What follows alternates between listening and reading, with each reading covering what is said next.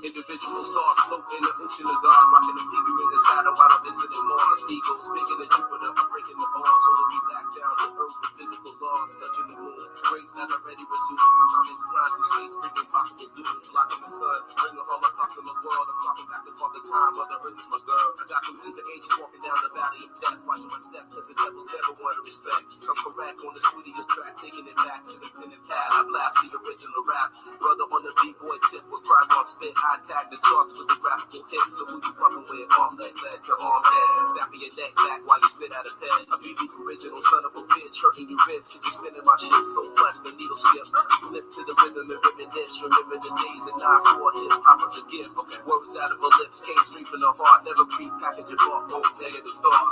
Pedal to consumers, magazines and rumors. Commercial spots turn real artists to clueless. Precise rap, rock and roll, nigga, let's do this. Now flow through notes, break beats from my maneuvers. Yo, regardless, while I be moving swiftly through darkness, button chart on my path, I'm running, cutting my losses, stumbling over unknown bumps and complications and tribulations on my life for revelation. Yo, regardless, while I be moving swiftly through darkness, button chart on my path, I'm running, cutting my losses, stumbling over unknown bumps and complications and tribulations on my life for revelation. Speaking to Scorpions, making my heart turn to porcelain. It used to have a steady beat, now it's easily broken. Mind coasting, train the clock, stop emotions. Welling at the core, my being causing commotion, need a release. Cause the stress will tear me to pieces. My love ceases and my thoughts breaking the leases I had on my life, but this strife making me leave this. I can't beat this, going to God to defeat this. Will he help or do I have to do this myself? Alone and confused, the blues burden my health. My eyes remain closed cause my highs are lows. I'm feeling the blows of rain cause my pain is cold. Now who am I? A man or a pawn in life, living day to day. I pray, am I wrong or right? Losing my mind, so maybe you can help me find the way to go. So I can be leaving this day behind, trying to sleep.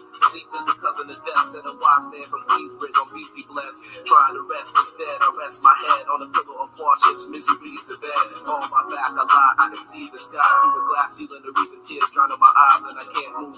Grief won't let me think. My soul is dry. I crawl just to take a drink. I made you blink. Think like a invisible man with mechanical hands trying to reach out to my fan. Yo, regardless, while I be moving swiftly through darkness, button chart on my path, I'm running, cutting my losses, stumbling over unknown bumps and complications and tribulations on my life for revelation. Yo, regardless, while I be moving swiftly through darkness, button chart on my path, I'm running, cutting my losses, stumbling over unknown bumps and complications and tribulations on my life for revelation. Viscosity of the hidden meaning between my words, thinking the plot. I caught hidden rhythms of verse, I'm loading a hearse. You biting like a Dracula curse, I'm bringing the words to hurt like a sermon in church pertaining to you.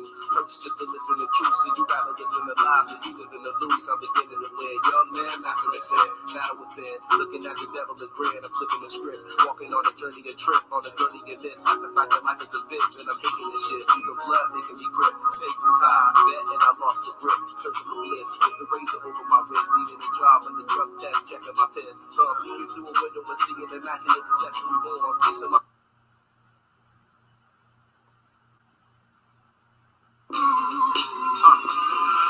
one time for your mind, one time for your mind, check it. I'm really at a loss of words, man. I don't know what else I can say. I mean, those beats, those rhymes, hip hop ain't really that hard, man. I'm doing what I can do, man. What else y'all want, you know? We spent the last year writing rhymes, doing shows and chopping records. Traveled all around the world to spread the message. Cause ain't no rest for the weary when it comes to my team. We only sleep on December the 32nd. DJs dissing the album before they check it. Dealing with their managers and program directors. And even though I try not to stress it, sometimes it feels like a waste of time and not worth the effort. But I won't let it. Put a block on my team, hustle for a second. Who be keeping rushing as long as Tay and I on the mic. And life is on percussion. These frontin' dudes can't say nothing. It was only time for we finally spoke out. Plenty cold nights ahead. I suggest you get your coats out. No time to stand here, lips poke out. We about to close out. Let's store it up doubt and keep it moving. Seems like whatever I do, it's not enough for you. I paid the cost and gave you my all. but you still want more. I'm still standing right here, but it seems so unfair that I sacrifice and give you my life, but you still want more. It's been a long time coming, but damn, we just made it. So much to discuss, so frustrated. Yes, I must say that the industry lost touch. Radio better play this, cause taste style is nuts and y'all was just dated. It's history in the making. When I write this for all the NC, call me the statement, and I will make it my name for those who hate that I'm staking my claim, just like nationwide radio. Them suckers never play us. Took our wax to the station and they straight played us. That's how the game got contaminated. And now they saying we at fault like the San Andreas. And they still trying to play us, but not spin the record and disc. I got a fire burning deep that would not be extinguished. I mean this from the depths of my soul. People no more mind talk, let my heart take control. Seems like whatever I do is not enough for you. I paid the cost and gave you my all, but you still want more. I'm still standing right here, but it seems so unfair that I sacrifice and give you my life, but you still want more. Listen, this, just listen, this. Right now, we getting it right now, and now we gonna give you what you want. Just listen, this, just listen, this. I'm talking you, and all of you in the back and in the middle and the front. Come on, homie, this here is pain. I'm speaking on this pitiful thing that's now forever stained in the banks of my memory. You probably like they running this beat, but nah, I doubt will ever be. It's funny cats don't remember me and don't think, cause we all here that it's gonna be all we or all love. It's all bug, trying to master emotions with pounds of hugs. No more, I say, gotta make them pay, cause I'm tired of getting stepson in the worst way. Just wait, these chips on my shoulder getting stacked when my pockets catch up. Who's never turning back? Yo, I ain't never heard an act of blow and go global and come back home and still be called local. And when we on stage, the people they all front, don't beats, don't rhymes. What more do y'all want? Shout it out. Seems like whatever I do, it's not enough for you. I paid the cost and gave you my all, but you still want more. I'm still standing right here. Shout it out. But it seems so unfair that I sacrifice and give you my life, but you still want more. I take you to a nice one. Little brother. Back again. Derek, talk to him, man. Talk to him. Definitely our home.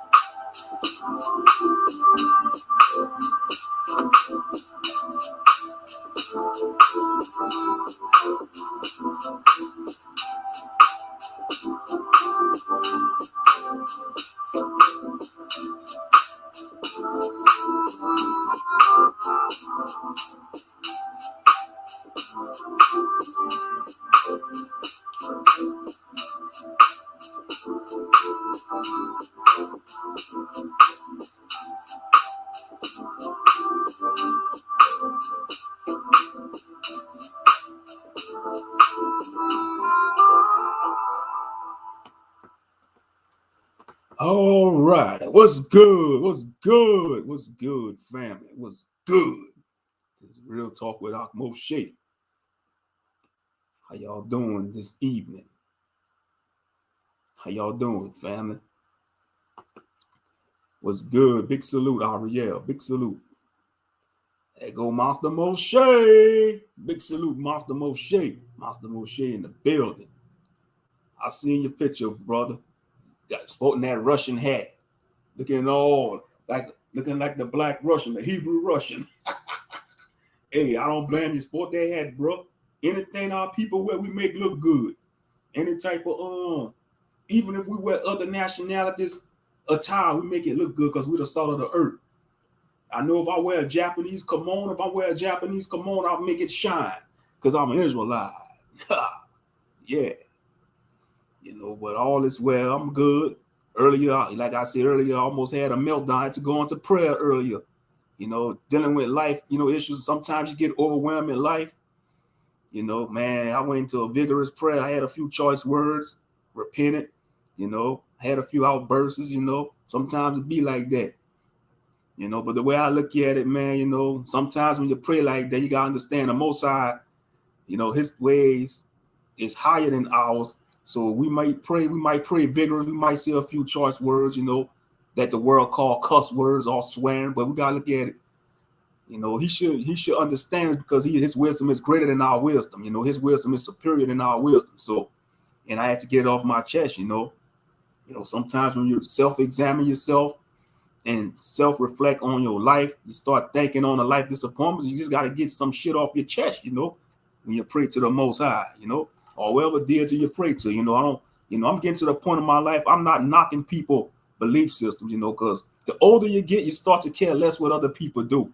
That's just keeping it 100. The older you get, you start caring what other people do and believe. That's just my opinion, But like I say, sometimes, whether you believe in to anybody out there in the world, we stand on the Hebraic faith, but you got people, they Buddhists, they Hindus, that's their business, Sometimes, they get disappointed in life. Sometimes they gotta have a few choice words when they pray to their power, Yeah. And by the way, I'm drinking on here. I'm drinking on this live stream. So if you're not a fan of people drinking on the live stream, this may not be the live stream for you. But who we got up in here? Big salute, Nama Real. Big salute, sister. Barakadah. Barakadah. Barakadah. That's right. Bless all of y'all. Yeah, like I said, almost had me a meltdown today. I had to go pray. After I prayed to the Most High, I felt good, it was a deep prayer, And then I was watching a sister's live stream last night. She a Christian, chosen by Ashley. That's the YouTuber name, chosen by Ashley, I think. She a Christian, I typed a few things in there, she got the spirit on. I must say this sister got the ruach in her. She got the ruach because she could have sensed, it's like she don't know people personally, but like just by you typing certain things, she could sense what's in your spirit and the Most High revealing. And man, when she started saying a few things, calling out a few things, I said, oh man, she's directing it at me. I know that she's directing it at me, dang. She was like, some of y'all used to go hard for the Most High. Y'all used to pray. Y'all used to read scriptures. Y'all don't spend time with the Most High like y'all. I was like, whoa, man, you're preaching to the choir, sister. You're preaching to the choir. Real talk, real talk, straight up. Yeah. But man, sometimes life can overwhelm you, man, especially the condition of our people. As you see the title, most of our people are FUBAR. And if y'all don't know what the word FUBAR means, it's military slang. It's a military slang. It means fucked up beyond all repair or fucked up beyond all recognition. Like when a soldier get his ass blown up to bits in a battlefield in Iraq and they can't identify him because he all blown into bits and shit, that means he FUBAR, fucked up beyond all recognition or fucked up all beyond repair because they can't repair his blown up corpse from the damn landmines and shit. War is an ugly game. War is an ugly game. And it'd be like that in the fantasy movies too. Like in Game of Thrones, if a dragon shoot fire and blow a motherfucker up with fire, he's gonna be FUBAR. He gonna be a crispy skeleton left, nothing but ash and bones left after the dragon burned his ass with fire in Game of Thrones or House of Dragon. I'm just keeping it 100, But yeah, but mentally though, our people are FUBAR mentally. The majority of our people, not all so-called black people, but the majority of our people, and that could have been us too. That could have been us, but the Most High gave us the knowledge, through Yeshua HaMashiach to wake us up. That could have been us. We could have still been FUBAR. I could have been FUBAR. Y'all could have been FUBAR mentally, but he chose us to be out of the world, and that's a good thing, but it comes with a price too, because you're going to lose friends. You ain't going to be the life of the party no more, but that's okay though, because the Most High got you in his corner. He got you in his hands in the name of Yeshua, And one thing the sister was saying, she was like, call on the Most High for help, She said God and Jesus, by the way. It ain't no big deal, because like I say, she a Christian, but, she do a lot of videos with prayer. She pray in the videos. She encouraged the saints, But, yeah. But like I said, but I don't say hold on, but like I say, our people are FUBAR, man. I mean, like on social media, you see the black man bashing, the black woman bashing, black men and black women dragging each other on the internet. Somebody posted that on Facebook, and I said, I had to share that post. It was like, our people get a kick out of dragging each other on social media. We the only group of people that does that crap. You don't see, and I'm sure, mainly, when other groups, they try to keep their like in-house stuff off of social media like the other groups. But like on the black sector social media, man, there's no holds barred. They airing out each other dirty laundry like it's nothing. Like it's nothing. That's why I say you gotta watch who you engage with on Facebook or any social, because they're gonna screenshot and trying to expose you, trying to slander you and stuff. I'm telling y'all, fam, that's why I say if you engage with people on social media, just block them. Just block them. That's what I do on Facebook. I block them buffoons. I had to block a buffoon the other day on Facebook, trying to diss people that live in the South. Piss me the fuck off. Trying to want to say most people in the South are broke and dumb and poor. Just because I was telling the truth about California, how it's becoming a wasteland, the cost of living. If California is so great, why the fuck people leaving California? That's what I wanted to tell about. I said, I'm going to be cordial. I'm going to just, keep it cordial. And when she keep going back and forth, I blocked her. I blocked the buffoon. Buffoonette. I blocked the buffoonette. Real talk. Got time to be going back and forth with people I don't know. The hell wrong with her? She don't share my last name. She don't share the bed with me. So why should give my energy to her? Real talk. That goes for anybody, that want to argue. That arguing stuff is for the birds, man. The older you get, just learn how to block people on social media. Give them one middle finger and block them. Straight up. A lot of people just get on your nerves anyway, whether it's on social media in real time. But yeah, like I said, I'm good though. I just seen them do a little live stream, see who's gonna show up on my Real Talk channel, since it's been like a few days since I've been active on this channel. So it's good to see everybody here. Shout out to K Judah. I see he did the 2300 days lesson revisit. I'm gonna have to go watch that. I have to go watch that lesson. The 2300 days revisit. That's one of them meat lessons. That's one of them meaty lessons with a lot of meat, But I'm sure he carefully examined the scriptures and godly, and then guide y'all through the power of the Most High in Christ. So y'all go check that out. That 2300 days revisit. Definitely a must watch for any Israelite. The 2300 days. But yeah. But like I say, man, our people need to get it together. Even though the majority of them ain't gonna get it, because 2/3 gotta go. 2/3 gonna perish in the wilderness. According to Ezekiel chapter 20, about how he gonna purge out the rebels. He gonna pass them under the rod, and he gonna purge out the rebels. Unfortunately, 2/3 gonna die in the wilderness. Ain't nothing different how wicked ancestors died in the wilderness after Egypt for the 40 years, a journey that was supposed to just take like a couple of days, like a week or two. And They end up being in that wilderness for 40 years because of the stiff neck and hard headed of Israel. Man, I tell you. So ain't nothing new under the sun. If there was FUBAR back then, they FUBAR today. Mm-hmm.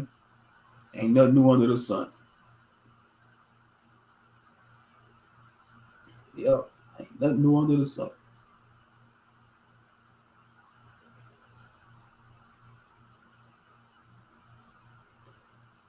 So that's how you know that word is true.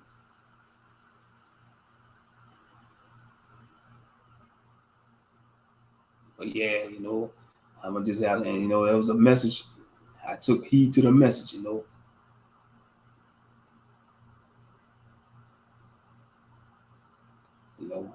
we got to pray more. No matter what you're going through in life, don't let the enemy stop you from praying. I don't care how overwhelmed you get or what you're going through. You got to pray.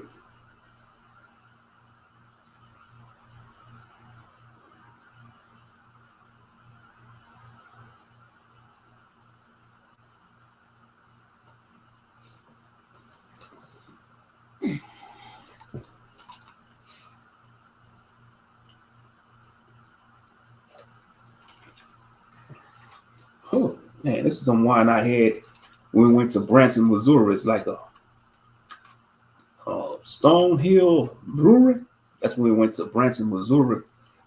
I think we went out there in 2016, I think. We went to Branson, Missouri. It was nice out there. That's when I went to the Titanic Museum. We went to the brewery, the wine brewery. Y'all know what I'm trying to say. I hate this damn English language.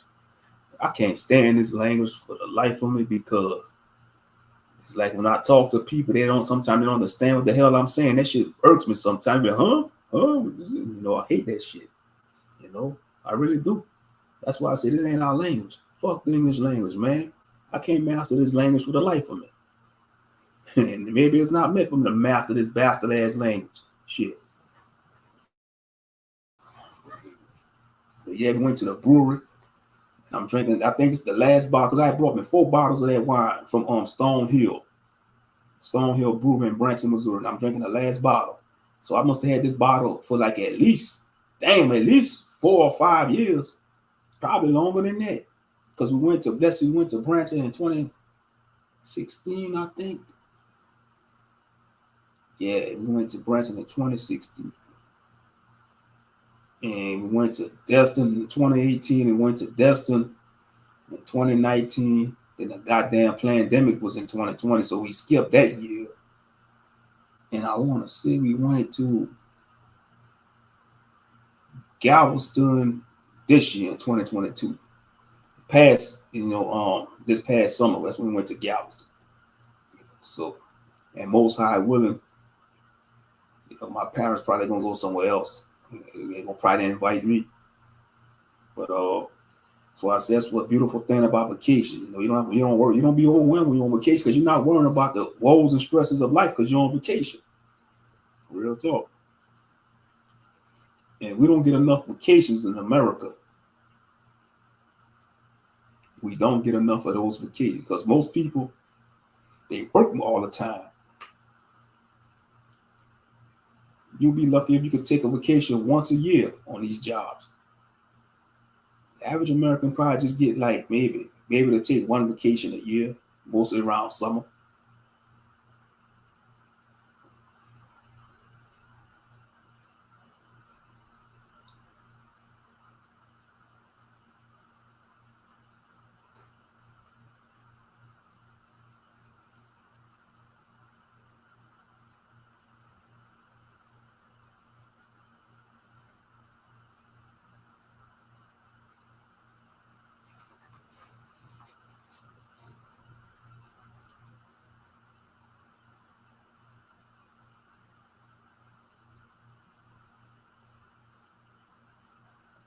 Yeah.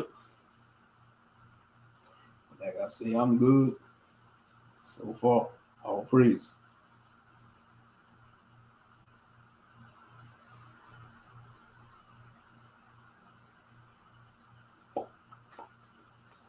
I say I ain't doing much. I'm just chilling. You know, say I'm do a little live stream on this channel. And the algorithm, they don't support my channels. The shadow ban. That's why I say this YouTube. It's unfair. It's unfair. This algorithm. It's so freaking unfair. And look, we got some buffoonery. We got some buffoonery in the chat room. Let me block this crap. Ain't nothing but the damn internet. Let me block this crap. Promoting a filth. Yeah, I blocked that ad. See, they want to mess with the algorithm, but they allow this to come in our chat room. They allow this to come in the chat room. SexFine Pro. SexFine.pro. I blocked that crap. That's a bot. Them bots that be promoting porn sites. That don't make no sense. But they don't let other people come to my channel like regular people. But they gonna let bots like that come to my channel. Like I said, YouTube, man, y'all even. That's how I know YouTube behind that, because if YouTube wasn't behind this, they're trying to destroy this. They'll stop this. They'll stop these bots from coming flooding our chat rooms or anybody chat room. These porn bots. So that's how you know YouTube gotta be behind this crap. But they don't allow normal people to come to my channel through the algorithm unless it's bull crap. You see, if you're a black person on YouTube and your channel is full of bullshit, the algorithm gonna boost you up. But if you're on real talk, if you're on righteous stuff and positive, and you want the betterment for black people, the algorithm ain't gonna choose you. You got channels with none but nigger shit on it, women twerking, niggas being ignorant and stupid and dumb ass shit, and them get like millions of views. But an ordinary motherfucker like me that's trying to strive for righteous, I can't get at least 100 views. Damn it, I'll be lucky if I get 50 views.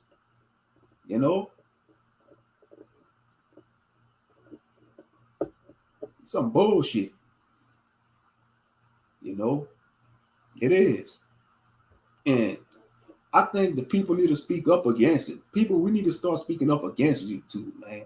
We got the power. That's what's wrong with society. All these content creators, like the low-tier content creators, we got the power, man. All content creators have the power to stand up and say this algorithm needs to go. Let the algorithm be free range for everybody.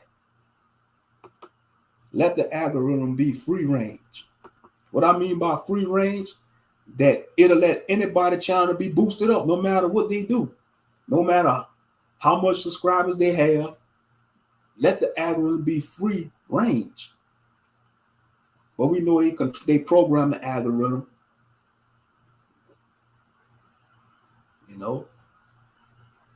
to boost up certain channels.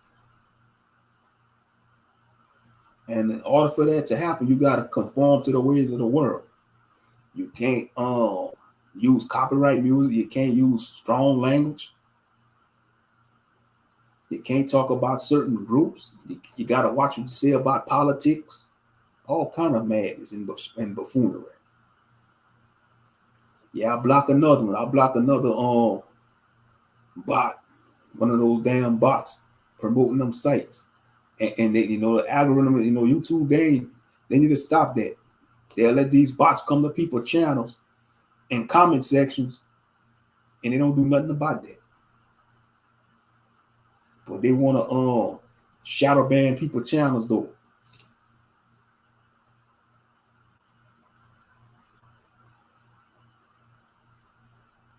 That's why I say they full of shit. YouTube, they ain't shit for that. Damn Google devils.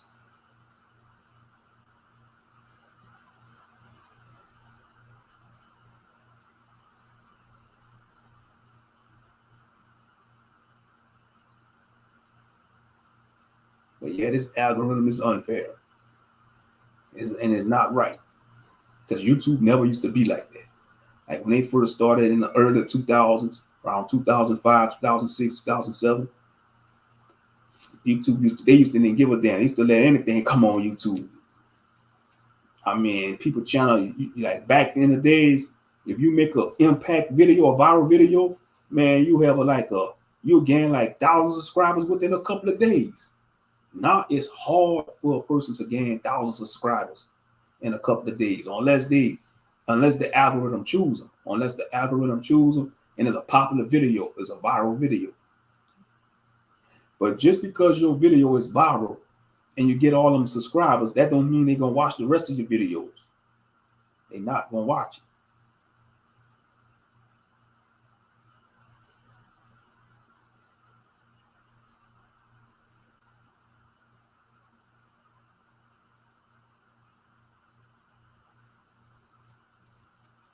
But like I say, trying to see what I want to see.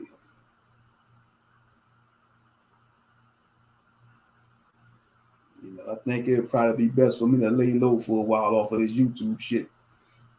I'll be on the sidelines. Been thinking about that as well. Because what's the point? Like a lot of people say, what don't serve you in life, you must cut it off. What's not serving you in life, or what's not serving you to your benefit, you must cut it off in life. And that is true. Whether it's certain objects, certain people, certain things, if it's not serving you for your benefit, you got to get rid of it, cut it off, And I think YouTube ain't serving me no more purpose. I think I'm giving too much energy, like doing content. I think it's not, it's just like the algorithm is unfair. It's like, what's the point? It's a waste of time. I'll be better just being a viewer on YouTube. Just be a viewer, or build, or do content on a random at random, but we'll see though. Because this channel ain't even being boosted up, and it's like a second channel I got. But the algorithm is so unfair.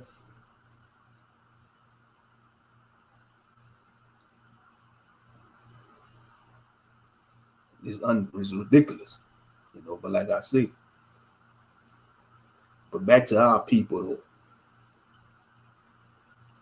You got Charleston White trying to speak about the ills of our people, and our people want to destroy him. They want to kill this man. They want to threaten this man. Like one little rapper calling himself what, Sly Grizzly or something, whoever he called his little ass. These little rappers, these little niggas come up with some dumbass name. These modern day rappers threatened to slap Charleston White on the spot, and Charleston was like, "I wish he would come trying to slap an old man like me. I'm gonna let him out." And I was there. I said, "Yeah, you got a right to rock his snot box, Charleston White, because he threatened you online.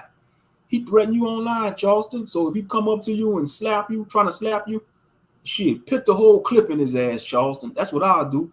If I was in Charleston White position and one of these damn rappers threatened me online, I'll let him threaten me first. I say, yeah, if he come walk up on me, his ass gonna be pushing up daisies.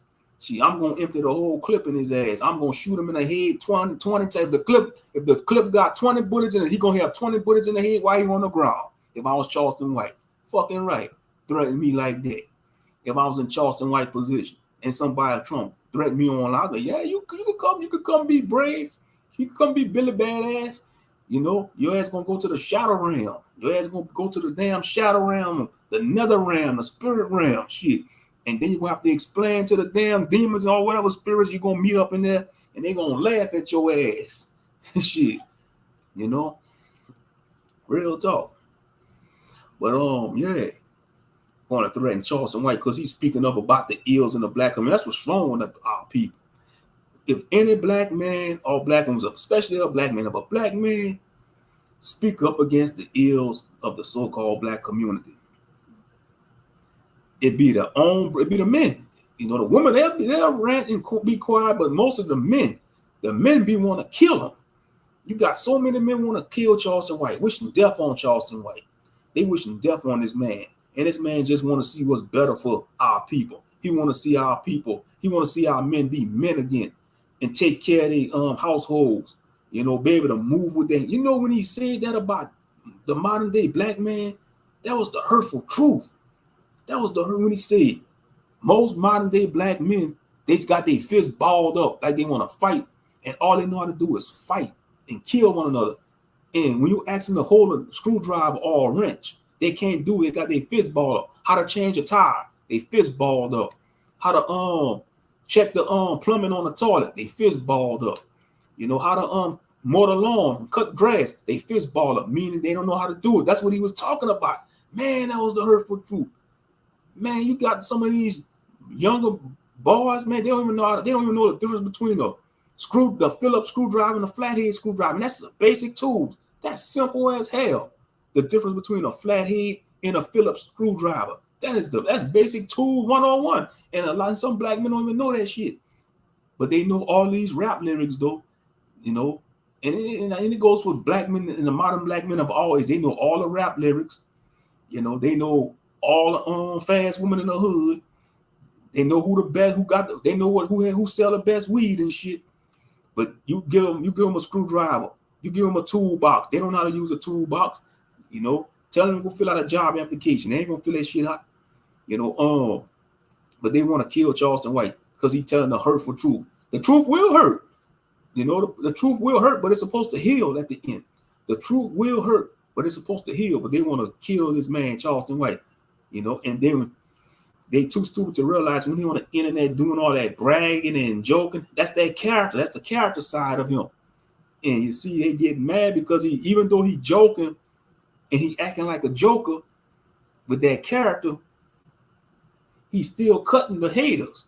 Those men that want to hate on him, he's cutting them to their soul. He cutting them to their spirit because it's the hurtful truth. You know?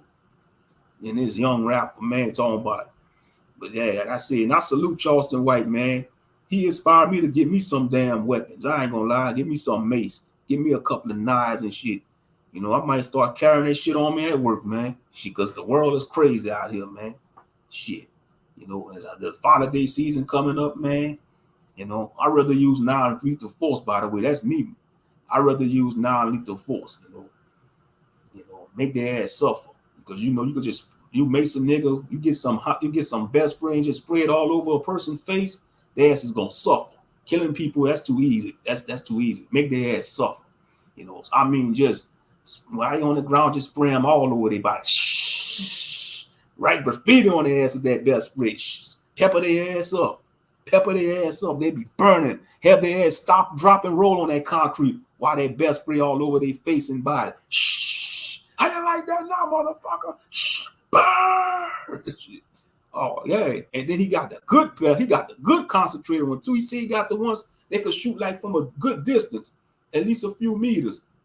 You know, man, I wish he'd do a video showing all the Mason stun guns he be getting. Charleston White, he be showing it sometimes, you know, in his live streams. But yeah, big salute to Charleston White, and he got guns too. He have guns, but I think he'd rather use non-lethal force. You know, because he already used it on Soldier Boy. Soldier Boy and his so-called goons tried to run up on Charleston White. And salute Charleston White for spraying their asses with that best spray. He did the right thing. He did the right thing. He sprayed them with that best spray. I think everybody should carry some best spray or mace on them. I'm going to have to look into that, you know, because as a man, you know, you get a certain age, as any man, it goes for any man. It don't matter what your race is. When you get a certain age as a man, your fighting days over. It's time to start packing that gun. Start packing that gun all night. Because, you know, when you get a certain age, you can still throw them punches, you know, if you're a boxer or a fighter. But like when you up in age, man, you got a right to pop a cap in somebody in a damn youngster head if they trying to come boss up on you.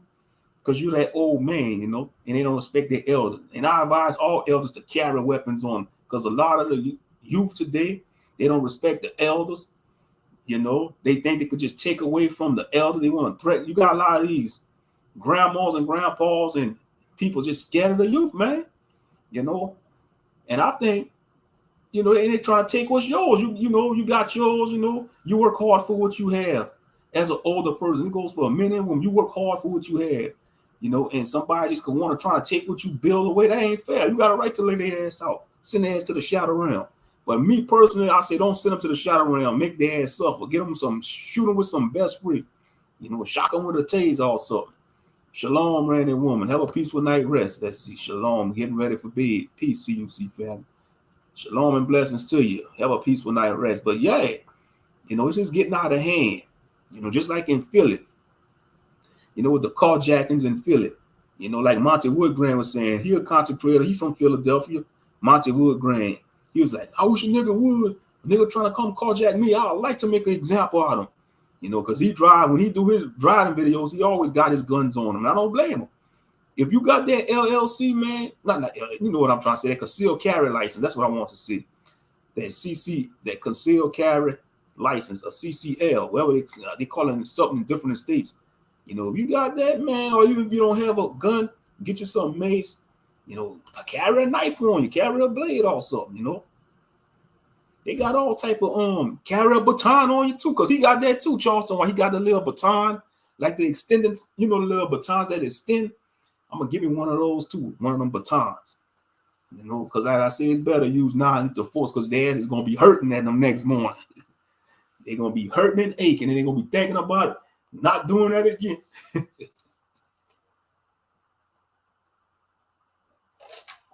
But yeah, that's sad though. You know, he just want what's best for the so-called black community, and they want to take him out. You know, and shout out to Kid Judah. He did a live stream about supporting Charleston White, you know, and he was going in on them rappers, how weak they is. And I agree, them rappers, they weak, they cry babies, they bleeding, because Charleston White is telling the truth about them, how these rappers are misleading the youth. They selling out the youth. They selling out their own people by selling out the youth, you know. Why make the profit off of your people pain? You know, most of your lyrics talking about killing a brother, you know, taking his woman, you know, beating on women, degrading women. Other groups of people don't do that. Other groups of people don't do that when they make hip hop music, you know.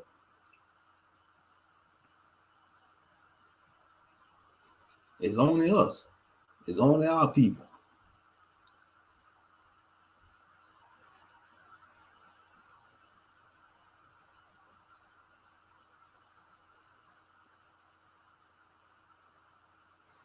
And Charleston White calling them out for that. He calling them out. Somebody got to call it out. You know, at least he brave enough to call it out. And these rappers want to try to cancel him. How about we cancel all these drill rappers? We need to cancel that, the drill rappers. But they don't want to talk about that though, but they want to cancel Charleston White. Cancel him from all platforms. That's what's wrong with our people. We cancel the wrong stuff. So-called black people, we cancel the wrong stuff. We need to cancel the stuff that need to be canceled. But when it's something that promotes positive amongst our people, we want to cancel it. But if it's negative, we don't. We'll let it fly. We'll let it fly with flying colors if it's negativity. But anything that's positive, we got to cancel that person. We got to cancel that show because it promotes positivity. It's like black people are allergic to positivity. Black people treat positivity like vampires treat sunlight and werewolves treat silver. And that's real talk. But the majority of black people treat positivity like vampires treat sunlight and werewolves treat silver. Real talk. And that's sad. Anything that promotes positivity, we want to cancel it. Shalom and salute, Oracle 007. Shalom and salute. You know, y'all want to kill Charleston White. And it's a shame. Here's a shame. He got a shirt that say that. He have a shirt that said, y'all want to see me dead. They want to see me dead. He be wearing that shirt on some of his current live streams. He'd be like, y'all want to see me dead. And that's a damn shame how many so-called black men want to see Charleston White dead. It's like black men hate righteousness. You know, you got these, you know, y'all want to talk about the bitter black women, but you got a lot of bitter black men on the internet that hate righteousness. And they come against righteousness. You see a lot of these men that's want Charleston, a lot of these black men that want Charleston White dead, they are bitter. They bitter black men. They bitter. They hate themselves. So when they see another black man rising up and trying to promote righteousness, and you know he well off, they want him dead. They want to kill him. They want them dead because they bitter. They hate themselves. They hate their lives. They hate everything. They hate their existence. They hate every fiber of their own being. So they want to see another black man dead. And that's wickedness, man. That's straight up wickedness. You know? And some of these so-called men that want Charleston White dead, they probably go to church. I'm just saying, some of them might be Christians, some of them might be Israelites, some of them might be Muslims, you know, or whatever religion they into. But if they claim to follow religion, most holy books teach you not to hate. You know, it's supposed to, like the Bible teach us to hate wickedness.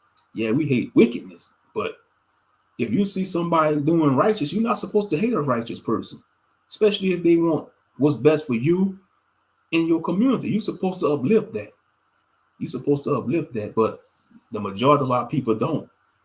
You know, they'd rather see Charleston White, you know, out of the land of the living.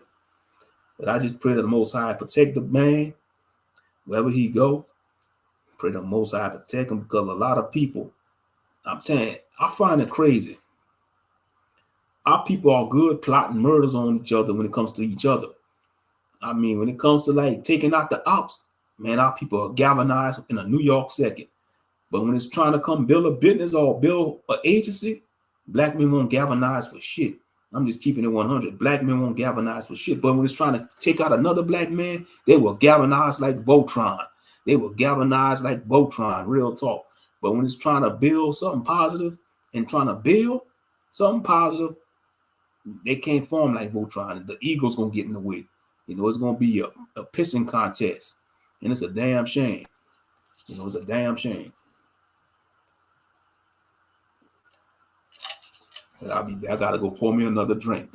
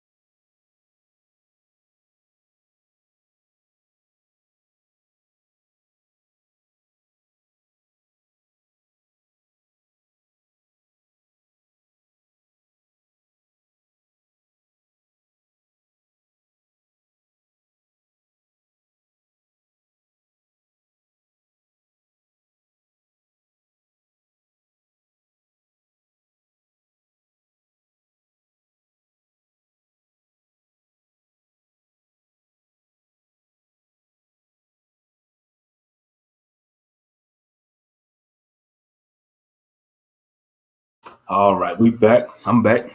But like I was saying, it's a damn shame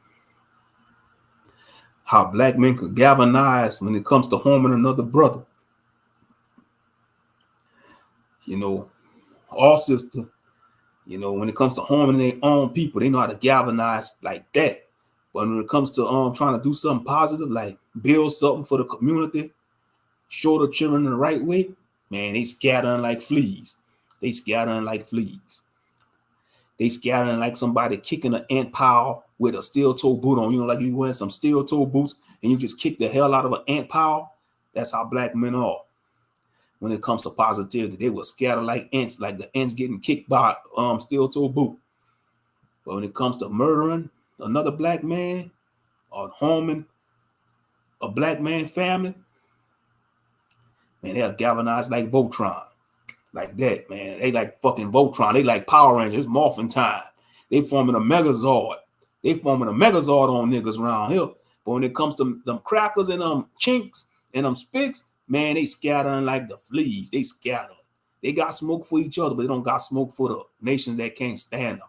And I'm not promoting violence towards other nations. This fucking claimer. This motherfucking claimer. I'm not promoting violence against other nations, but I say stop promoting violence amongst each other, black men. You know, stop promoting violence amongst each other. We're supposed to only use violence when it comes to protecting our women and children in our community, and that's real fucking talk. That's human nature. That's warfare 101. That's warfare 101. And I'm not Sun Tzu. I got the Art of War. I got that book, The Art of War. I got to read that book. I have that book, by the way. It's called The Art of War by Sun Tzu. Sun Tzu. The Art of War. But we know the best strategies come from the Israelites, the Israelites were some good strategists in warfare. But like I said, when it comes to violence, we're supposed to only use violence to protect our women, children, and community, and our elderly, But we use it for the wrong reason. We use it on each other for vain shit, over Jordans, over unfaithful women, over emotionalism, You say the wrong thing to a brother, he want to pull out that gack on you. He want to pull out the Glock and rock your snot box, cancel your subscription over words, over freaking words. It's a damn shame, but here goes to that same job where Mr. Charlie call him a nigger all day long, and he don't want no smoke for Mr. Charlie. He ain't gonna get the Glock from Mr. Charlie that's calling him a nigger on his job, or whether he call him a nigger behind his back. He ain't gonna get no smoke for that. But let it be somebody that look like him that say the wrong thing. Or he gonna try to shoot the whole clip at him, empty the whole clip in him. And that's big facts. That's big facts.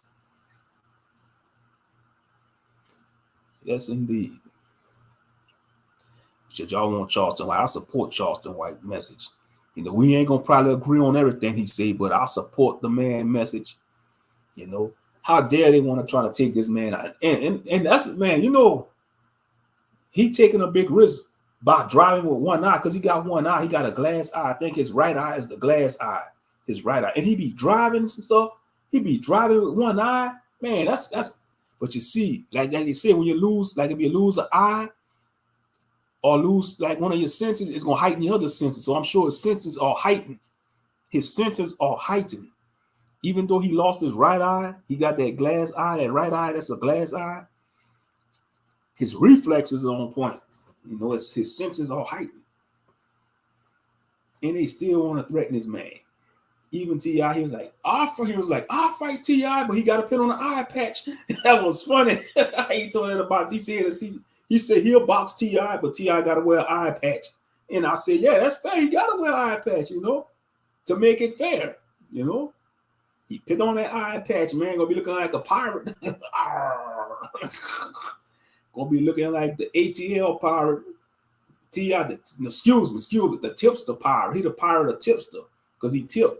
Man, if we was in the age of piracy, I'm talking about like the golden age of piracy, and T.I. was back in them days, he'll be snitching on the other pirates to the Navy. Man. He'd be calling out all the pirates, highlights. Oh yeah, they on that island Them Jamaican pirates, they got their hidden hideout on this island.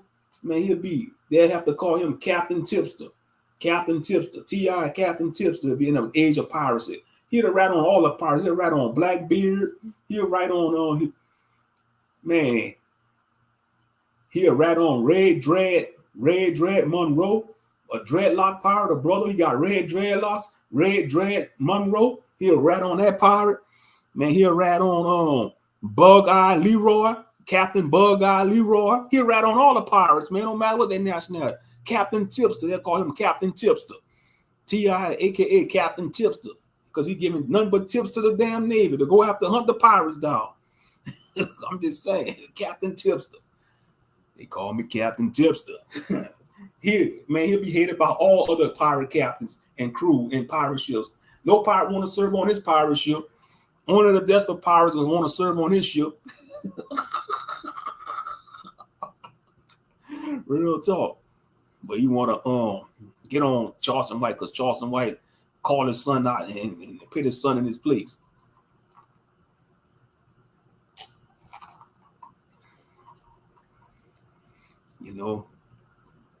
And another thing I wanted to speak about, like I said, I've been keeping my ears to these YouTube streets. That's what I've been doing. I've been keeping my ears to the YouTube streets.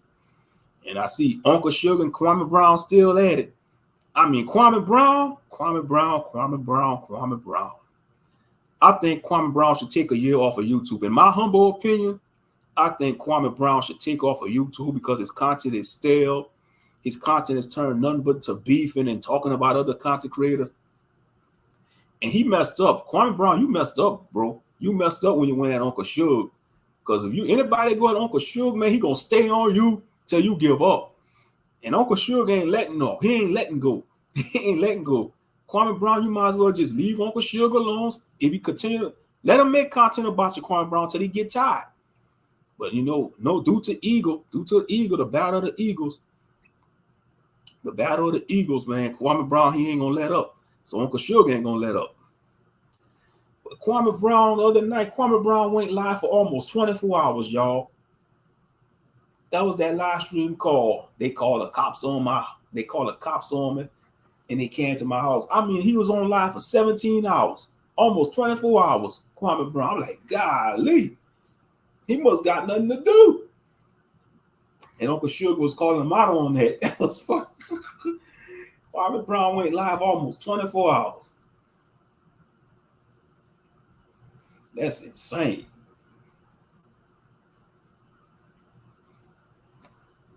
Because they've been playing cat and mouse like for the last couple of months. Kwame Brown and Uncle Suge. Tom and Jerry. Yes, indeed. And that's ridiculous, though. Like I say, Kwame Brown, you need to just take YouTube off for a year, but I don't know, that might be his livelihood, but he a former NBA player, even though he ain't on a gold tier level, he ain't on top tier level. And that's why he talk noise about LeBron James and all that. Man, he better stop talking noise about LeBron James and Jordan. And you know, they are legends, they icons, they got shoes. You know, when Kwame Brown played basketball, I'm sure nobody was saying, I'm going to get them new Brown shoes, I'm going to get them new Kwame Brown shoes. His ass wasn't that good enough. I'm just keep it a buck. He a busted boss. He ain't that damn good. He ain't good. Man, he a D-rank player. He a D-rank player. He ain't even B-rank or C-rank. He a D. He D-rank. He ain't class S. You know, class S players will be like, that's higher than class A. Class S. You know, class S basketball players would be basketball players like Jordan, Kobe, rest in peace. LeBron James, you know, Dr. J, that's class S players, you know. Class A players will be like Penny Hardaway. Maybe, no, I think Dennis Rodman will probably be class B. Class B, borderline class A. But what about Charles Barkley, class A? Charles Barkley, class A. Scottie Pippen, class A. You know, Shaquille O'Neal, class A or class S. Y'all right to your opinion. You know, but definitely Kobe Bryant is a class S. Rest in peace. Jordan, class S. LeBron James, class S. You know, I'm trying to think of some other ones. Magic Johnson, probably class S or class A. Larry Bird, class A. You know. And some of y'all could think of some other players if y'all want. But yeah, Kwame Brown, you class D. You D rank. You class D. That's the low rank. You know, and I'm being generous. Because low, if you're a D rank, that's low.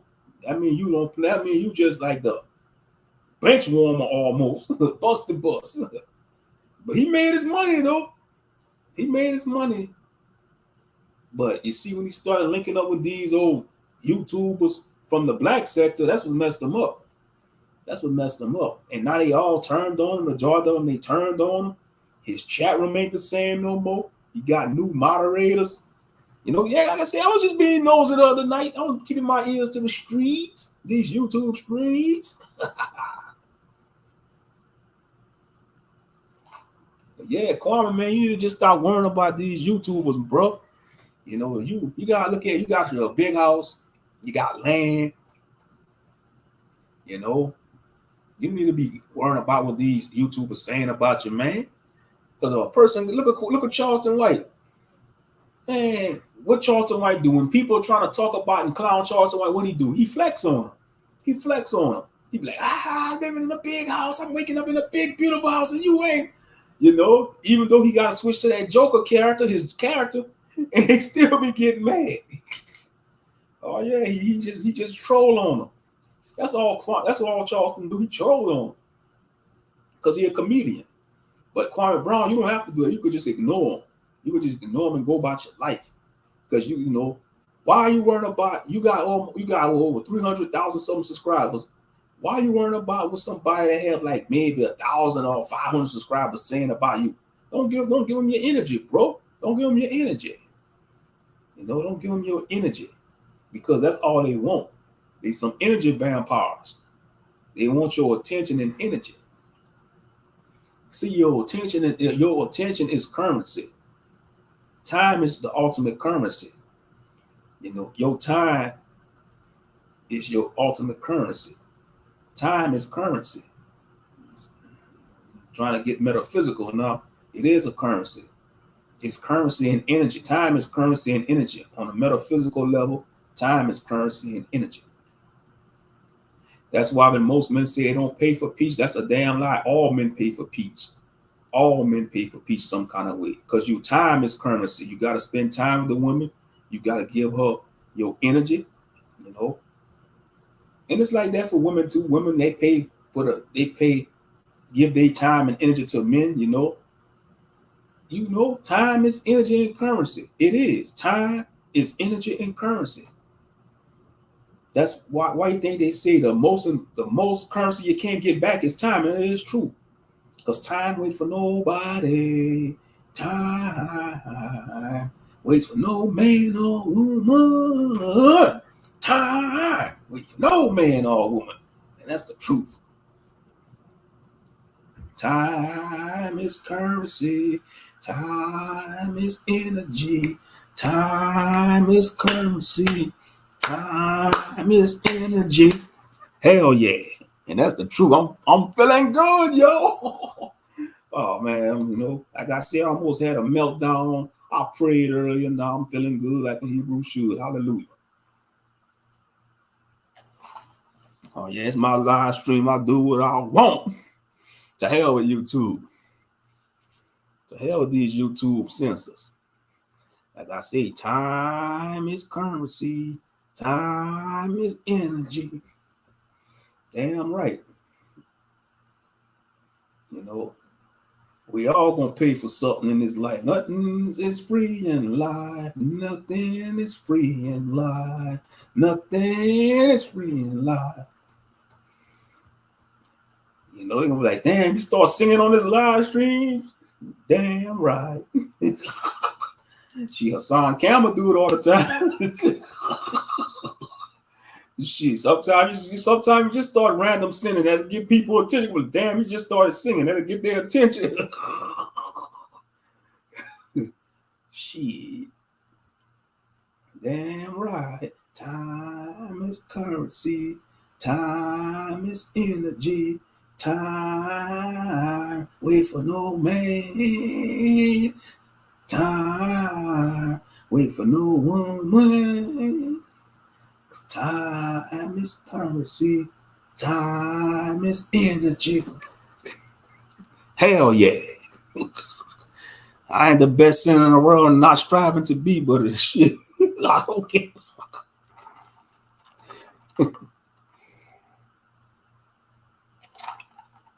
Man, this White Russian is good. I gotta give me another bottle of White Russian. White Russian and some. I'm out of Long Island iced tea, daggit. I'm out of Long Island iced tea. I gotta stock up. Give me another bottle. Go to Super One, get me a bottle of Long Island. Nah, I rather Captain Morgan though. The Captain Morgan Long Island iced tea. But yeah. I hope y'all having a good night tonight, family. Shout out to Baba Rush. This is Elder Baba Rashan Shakur out of the city of New Orleans, family. Peace, blessings, and love, family. Giving all praises to the Most High and our ancestors, family. This is Elder Baba Rashan Shakur out of the city of New Orleans, family. Yes, indeed. Yeah, that is true though, man. Time is currency though. All jokes aside, it is. You see, they never taught us that in school.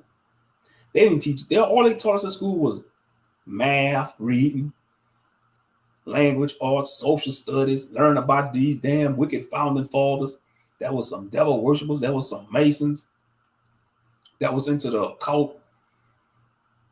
I mean, we learned, and they lied to us in the school. Some said there was some great men, the so-called founding fathers of America: Washington, Jefferson, Benjamin, um, Jackson, Andrew Jackson, and the rest of them buffoons. They want to uplift them like they was the greatest man on earth. They want to try to put them on the prophets level, which is false. They ain't on the prophets level. I knew somebody would have been laughing my ass off. Great impersonation. Thank you, sister. Family. Welcome to the live stream, Randy Woman. Family. This is Elder Rashad Shakur out of the city of New Orleans. Family. That's right. The Most High is going to pass judgment on this wicked place. That's right. These damn wicked heathens, they've been bleeding and torturing our people for centuries. They some devils. That's right. Devils. That's right. Family. Yeah, man, he right there in New Orleans, but he got a good age on him. All jokes aside, man, he got a good age on him, Elder Bible. He in his 70s, Most black men don't even live to be his age. I'm just keeping it a buck. You see us saying a lot of black men, they could talk. Yeah, y'all talk all that noise about the Elder Bible, but at least he lived to be 70, Most black men ain't going to live to be 70. Shit, most black men don't even live to be 40. Don't even live to be 50. And that's sad, though. All jokes aside, that is sad, though. Black men are the only being on earth that got the shortest lifespan. Man, our lifespan is like an ark. Because most orcs barely live to be 60 years old. Orcs in Lord of the Rings and all any fantasy novels and Dungeons and Dragons, the orcs, they a short-lived race. Orcs and goblins are the shortest-lived race in Dungeons and Dragons because due to their violent lifestyle, they are expendable, because, most orcs, they die in their 20s, man. Most orcs, they die like in their 20s or earlier than that, because they grow up fast. And by the time an orc is 10 years old, he's an adult, because they grow fast. I'm just giving y'all some Dungeons and Dragons lore, for the nerds out there that's into shit like that. I frolic over shit like that, But yeah, orcs and goblins, man, they don't let them.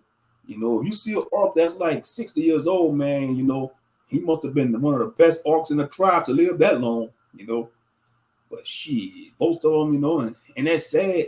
And take it to reality, man. That's most black men don't even live to be 50, and that's sad though. It's sad. Due to the violence, they want to, and then he got the drill music and stuff, the drugs, the death culture, but we understand by design that most men will die before women, because men are the first responders. Men are supposed to oppose the environment. Men are supposed to impose the environment, supposed to conquer, supposed to seize the day, because that's how it was in the ancient world, women, they gonna outlive men, because men, we got to do all the heavy lifting, and that's by design. Most High designed it that way,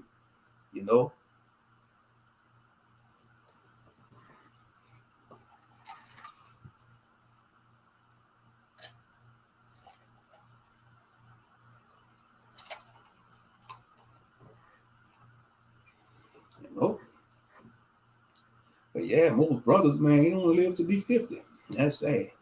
That's why you gotta count every day a blessing. To be honest, every day you wake up, count it as a blessing, as a so-called black man.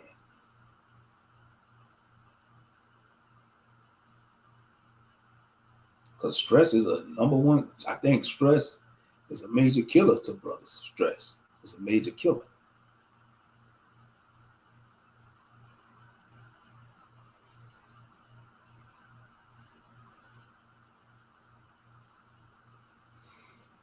That's why we gotta not try to let things overwhelm us and stress us out. That's why we gotta stay prayed up. Put on that full armor up, y'all.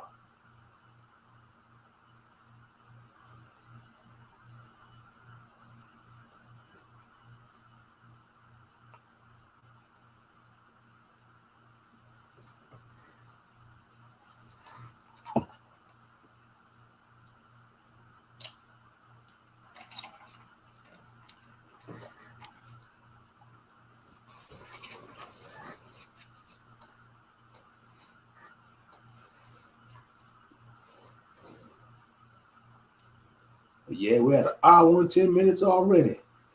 We're at an hour and 10 minutes. That's what's up. But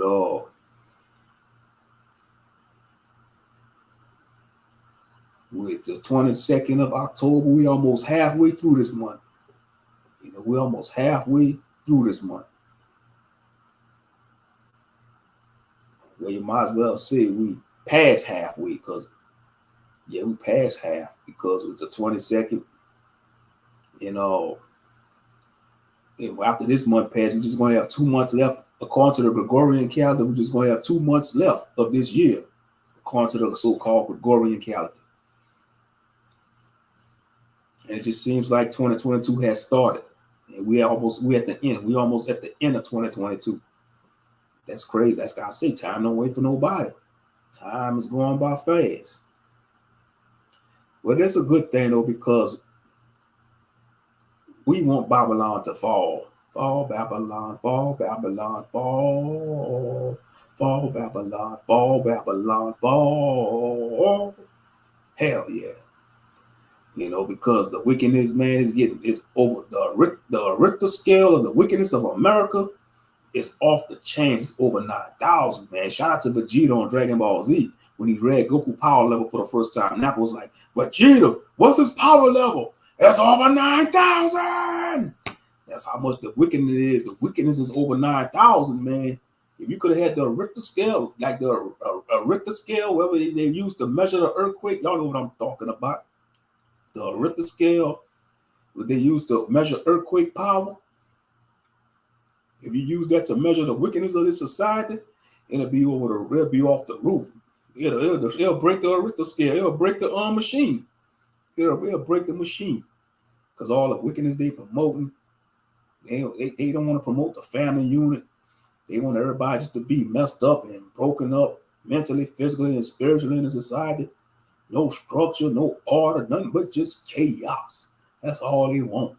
They want chaos. They want people to be chaotic evil. They want people to be chaotic new. They don't want nobody to be chaotic good or lawfully good. You know, lawfully good means you strive for righteousness. You know, you strive for righteousness and you want to uphold the law. That's what lawfully good means. But I think most people in society, they probably chaotic good. You know, lawfully evil is considered the elite. The elite, they are considered to be lawfully evil because they want evil for the world. You know, some of them are chaotic evil. You know,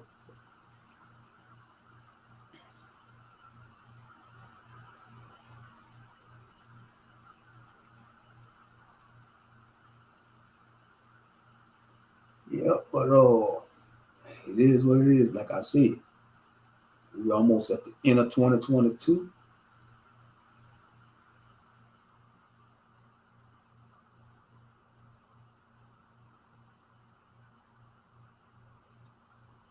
And 2023 ain't gonna be any better because you already know they plotting. You already know they plotting and scheming.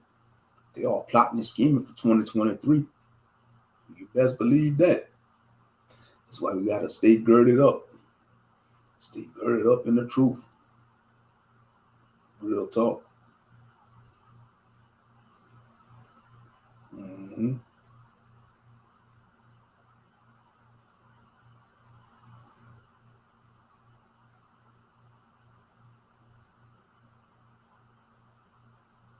Gotta stay girded up.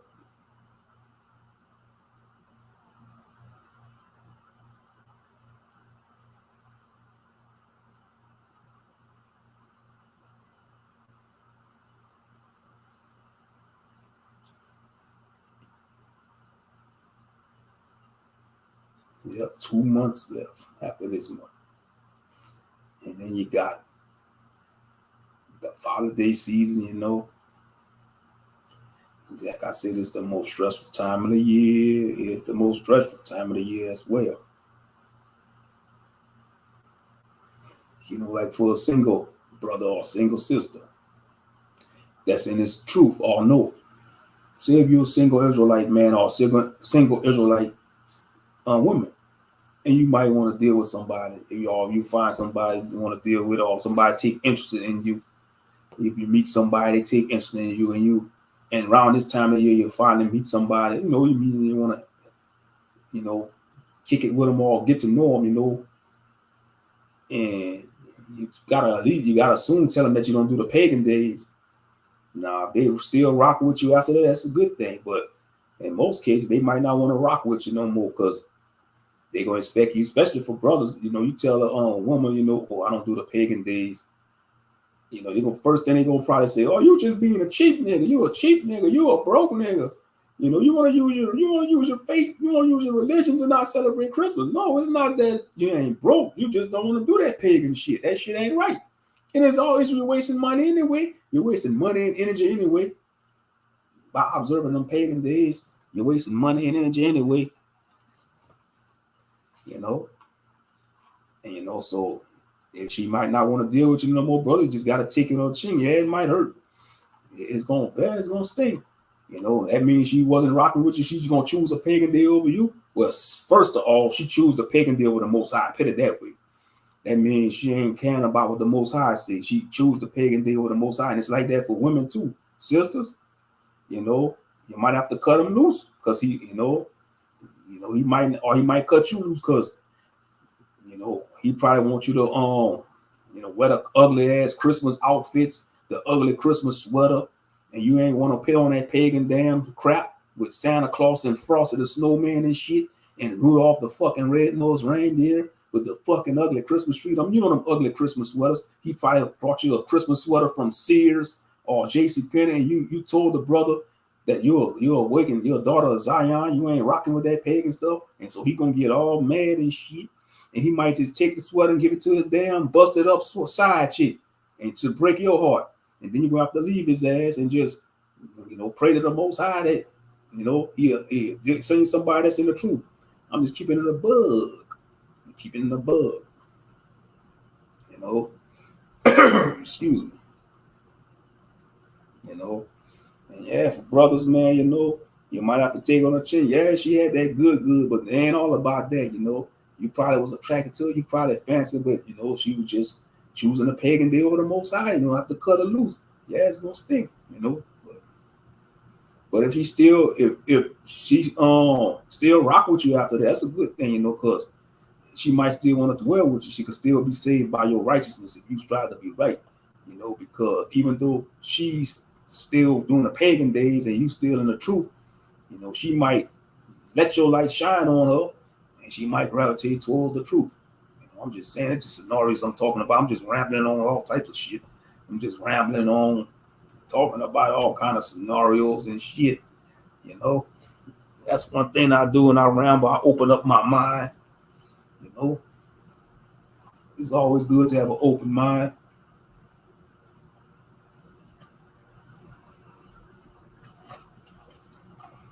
Oh, that's some good white Russian drink.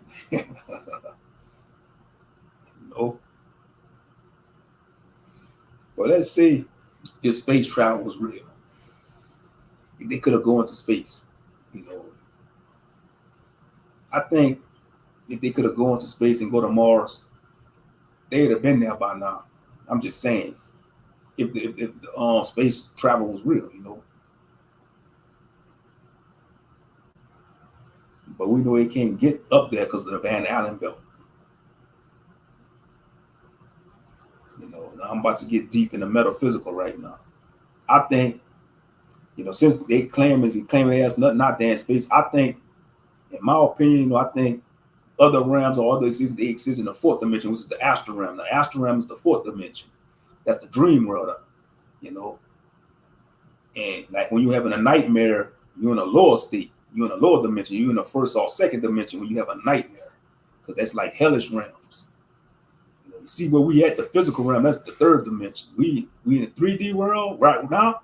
The physical realm, that's the third dimension.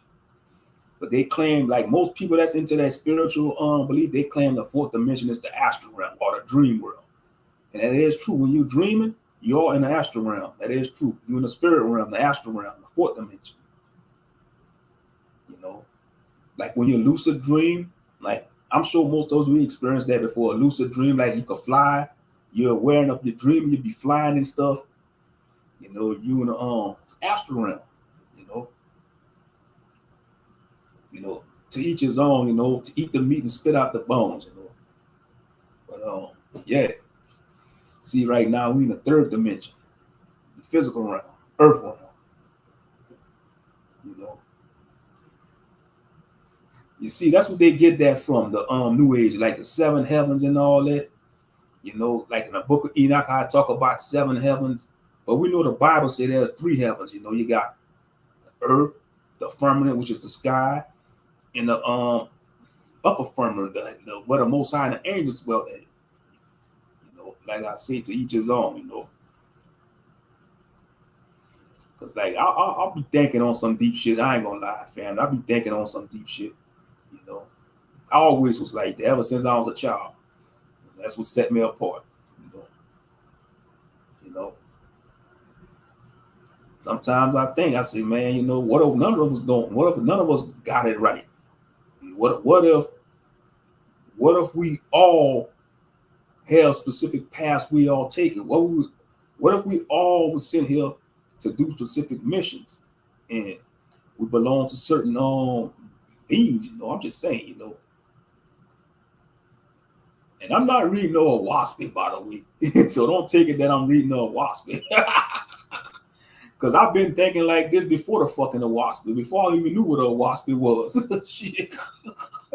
To be honest with y'all, you know, I've been thinking on this level, you know, before a Waspy. I didn't even know what a Waspy was. Shit. Like I said, I think a lot of our people, or people in general, they think like that because they know this realm ain't shit. It's wicked. It's nothing but pain and misery in this world. It's nothing but pain and misery in this world. And they yearn to exist on a higher level of a better existence. And I think that's why they gravitate towards that belief system, that spirituality stuff, like the New Age stuff, like the higher dimensions and stuff, you know. And that's their belief system, you know. But like I say, but into our belief system, we yearn for that too. But it's called the kingdom of heaven.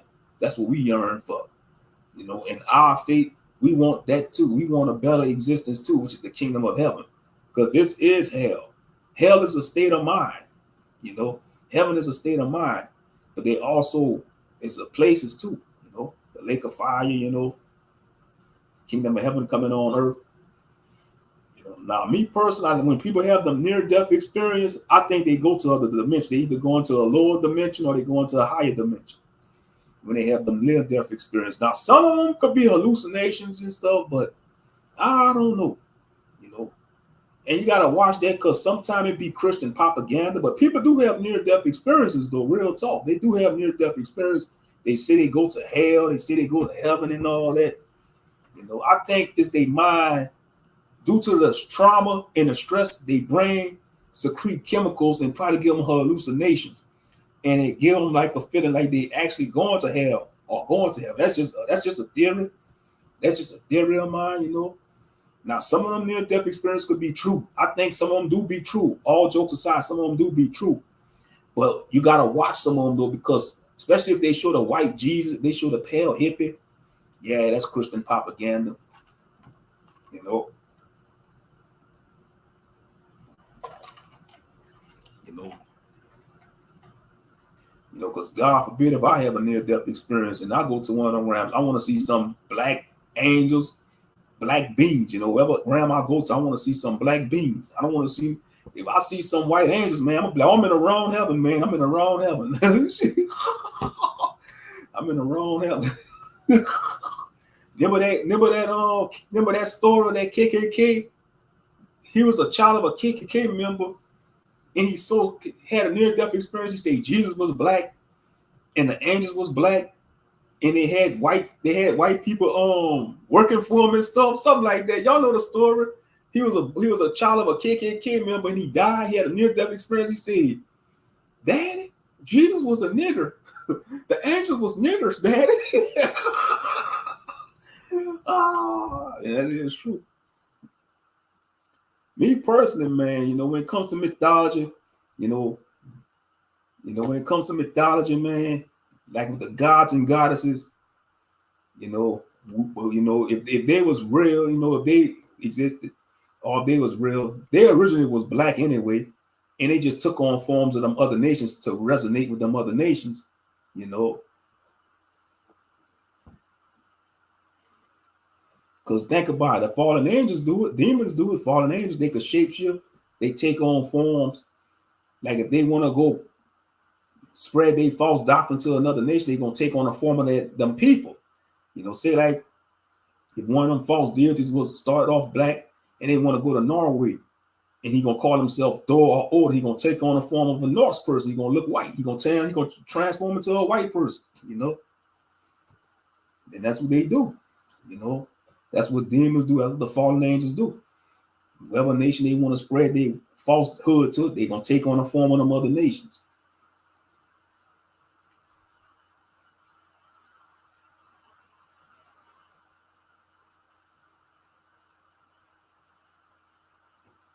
But yeah, you know, just like the dinosaurs existed, giants existed too, because they find giant bones. They have evidence they found bones of giants all over the world, the giants and stuff. Oh yeah, them giants existed back then. I think some of them still walk the earth. They just hit no. I think the government know about it. I think they still got giants walking the earth. That's just my opinion, you know. To each his own. I think they got creatures out there that the government know about. They don't want people to know about because it'll cause people to go look for those creatures, and it'll cause an uproar on the world, you know, because it'll cause people to want to question the government too. It'll want they will want people to question the government and all that, and so that's why you got to keep a lot of stuff under wraps, you know.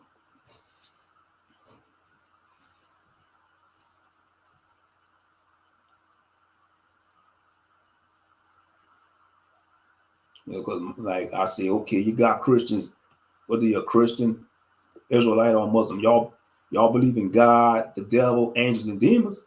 So those other type of creatures got to be real too, you know.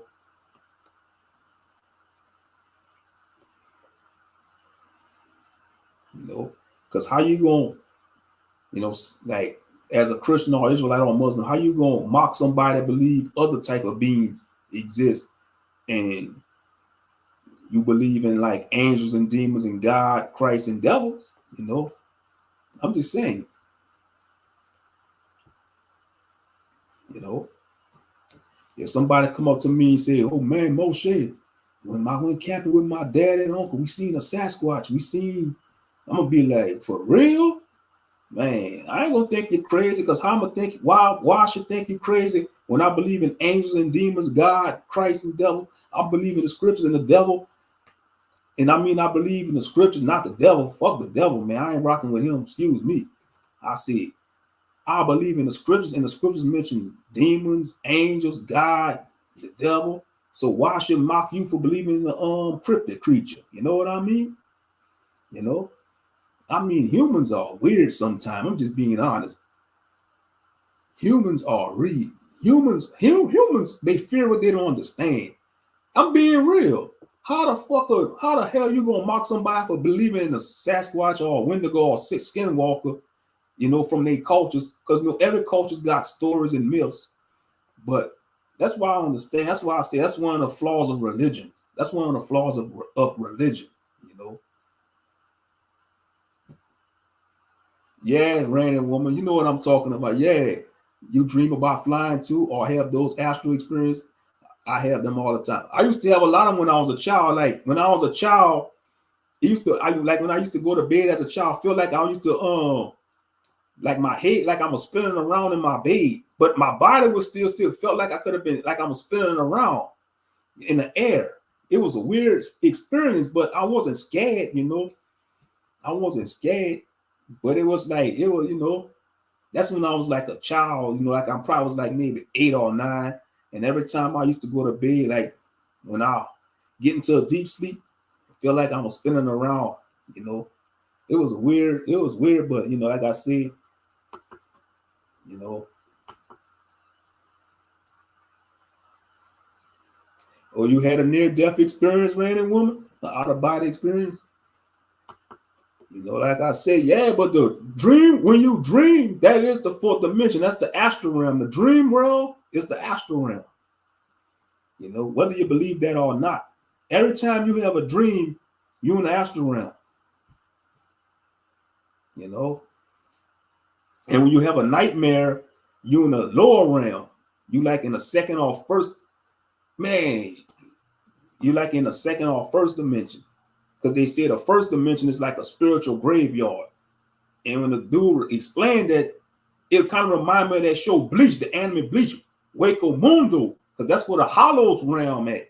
And on the anime, you see, they be putting some truth in these animes, man.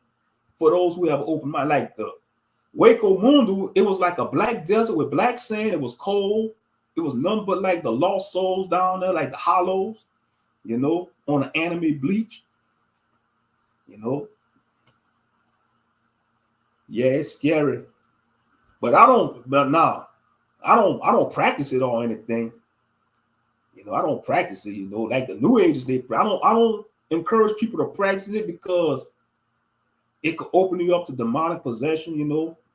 Like in the astral realm, they got all kind of negative entities and positive entities. You don't want to deal with them. You don't want to deal with some of these entities because they will, you know, they could betray you. They could lead you. They could have you go crazy, you know. Yeah. They you know, it's energy at the end of the day, you know, it's positive energy and negative energy. But yeah, like I said, I'm just opening up my mind right now, you know. I'm opening up my mind, you know. Sometimes I have these metaphysical conversations, you know. I think every child experienced it before, to be honest, you know. And sometimes, like as a child, I always had this sense like something was watching and protecting me. You ever had that experience before, Randy Woman? Like when you was a child, you kind of felt like something was watching over you and protecting you at the foot of your bed. I had that experience too, like someone was always protecting me and watching over me while I slept as a child. It could have been a guardian angel, you know. You know, people call them guardian angels. You know, all other belief systems, they got names for them. You know, if you chosen by the Most High, He will send angels to protect you, and that's true. That's the power of prayer. And that's why the enemy always trying to discourage us to not pray, because he know the power of prayer is real.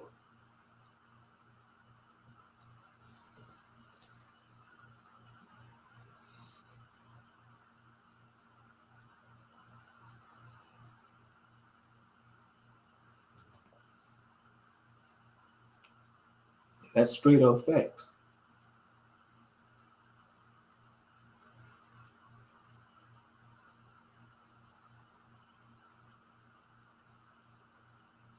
You know, yeah, because I'll be you know, I'll be all over YouTube, you know, see what other people be talking about and all that.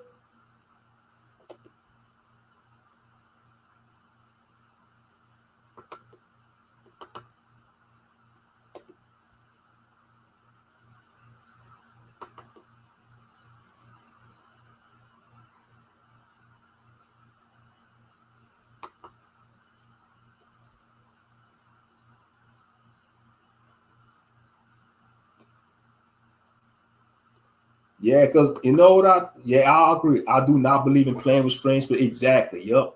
Because you can't trust them. You can't trust them entities because they tricksters, you know. A lot of them, they are tricksters.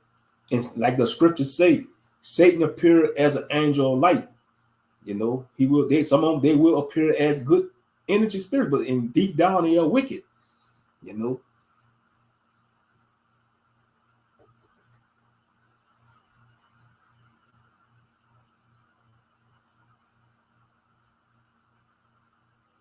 The dreams of me flying be so real, like it's like I'm flying to get away from situations. I be flying real high and I can see the world.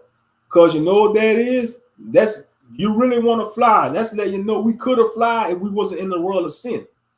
Me personally, I think in the kingdom of heaven, like when the kingdom of heaven be established on earth, I think we're gonna have them abilities. I'm just saying, I believe we're gonna have them abilities. We're gonna be able to fly. We're gonna be able to teleport. We're gonna be able to do all them superpower things. Israelites, when we be restored as a nation, when we're in the kingdom of heaven. Because think about it. When you think about mythology, like in a mythology, like the gods and goddesses, all it really is superpower humans that's immortal. That's all a god really is. A god and goddess in mythology, the mythology, like the Greek mythology, like the Olympians, like Zeus, Hera, Apollo, and all that. All that really, like the gods of Olympus, the gods of Norse mythology, and other mythologies. All it really all is immortal superpower humans. That's all they really are. That's all they is. And they just call themselves a god or a goddess. And they get their power from belief system. You see, he talks about that in Dungeons and Dragons, like all the gods and goddesses in Dungeons and Dragons, how they get their powers from their worshipers. That's how a god could stay alive and get stronger. The more worshipers a god or goddesses have, the stronger they is. They get that's their energy. They get their food and energy from their worshipers. And I was thinking about ambrosia. Like in Greek mythology, the gods and goddesses, they ate ambrosia to keep them alive and give them their power. I was thinking, how do the ambrosia trees grow? I believe that's just a theory of mine, like in the mythology. They probably got another explanation for it in the mythology, but like the ambrosia, I think the ambrosia probably grow on the trees on the Mount Olympus from the worshipers of the gods and goddesses in Greek mythology. That's just a theory of mine. That's just a theory of mine. I was thinking about that today, at work, because I be thinking all kind of thoughts, like, and I was like, and I always had that theory, because think about it. You think about the comic books, like Superman, Batman, the X-Men, the powerful superheroes. They like gods, they like God because they got superpowers. They could do things that most people can't do. Like Superman, he could lift heavy buildings. He could blow stuff up. He could shoot beams from his eyes and all that. Fly fast. Superhuman strength, durability, And when you think about the gods and goddesses in mythology, they are like superheroes, And like I say, all the mythology stories were the ancient comic books in the ancient world. Ain't nothing new under the sun, family. All the mythology stories in the ancient world was the ancient comic books. Fast forward to 2022, we got comic books still exist. Ain't nothing new under the sun. Ain't nothing new under the sun.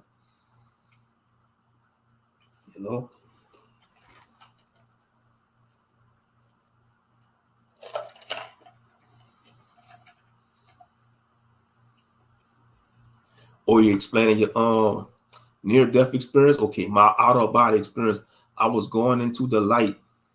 I could actually see my physical body on my bed, but my spirit had left temporary, and I spoke with God.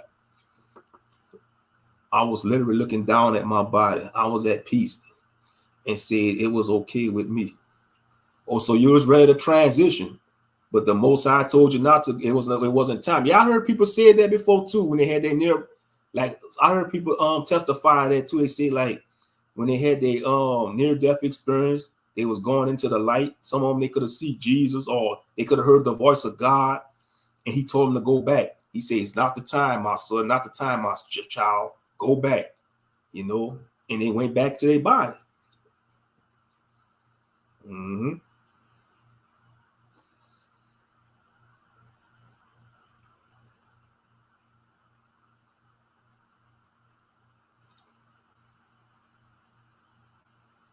That means you still have to been here. He still wanted you to that means you haven't fulfilled your duty on earth.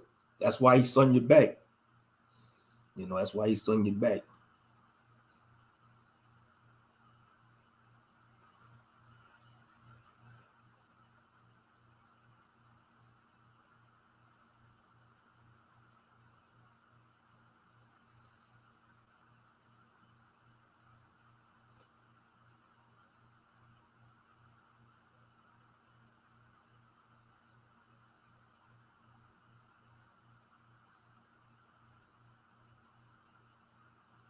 Mm-hmm.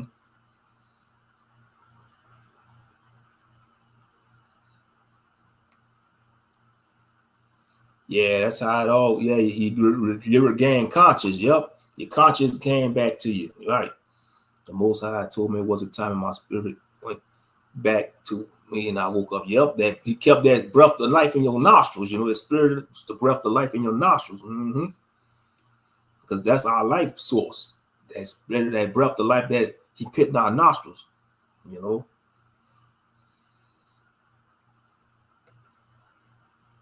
That's what sustain these physical beings,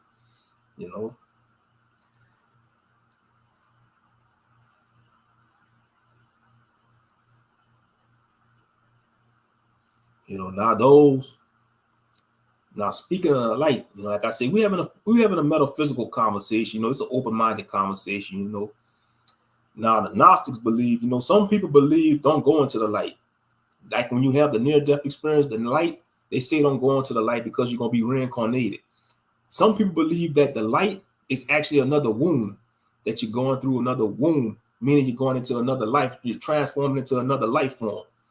That's what some people believe. The light, like the light at the end of the tunnel, it means if you go through the light, you're going to be incarnating into another body, reincarnation. Now, we know the scriptures don't teach reincarnation because the scriptures teach it is appointed for man to die once, then the judgment.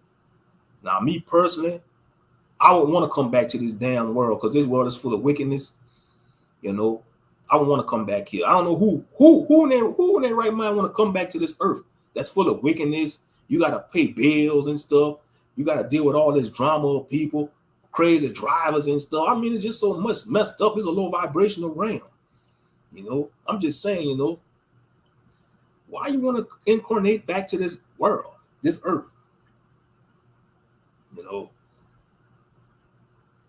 Because some Israelites believe in reincarnation. Like the one in West, they teach that reincarnation crap. Like some of them camp leaders was talking about, I was King David in the past life. I was Moses. I was Prophet Daniel. And they living wickedly. They living unrighteously. Saying they was King David in the past life, but they living unrighteously. I like to ask them buffoons, okay, if you was King David, what you ate for breakfast before you fought Goliath? How big Goliath, what color Goliath armor was?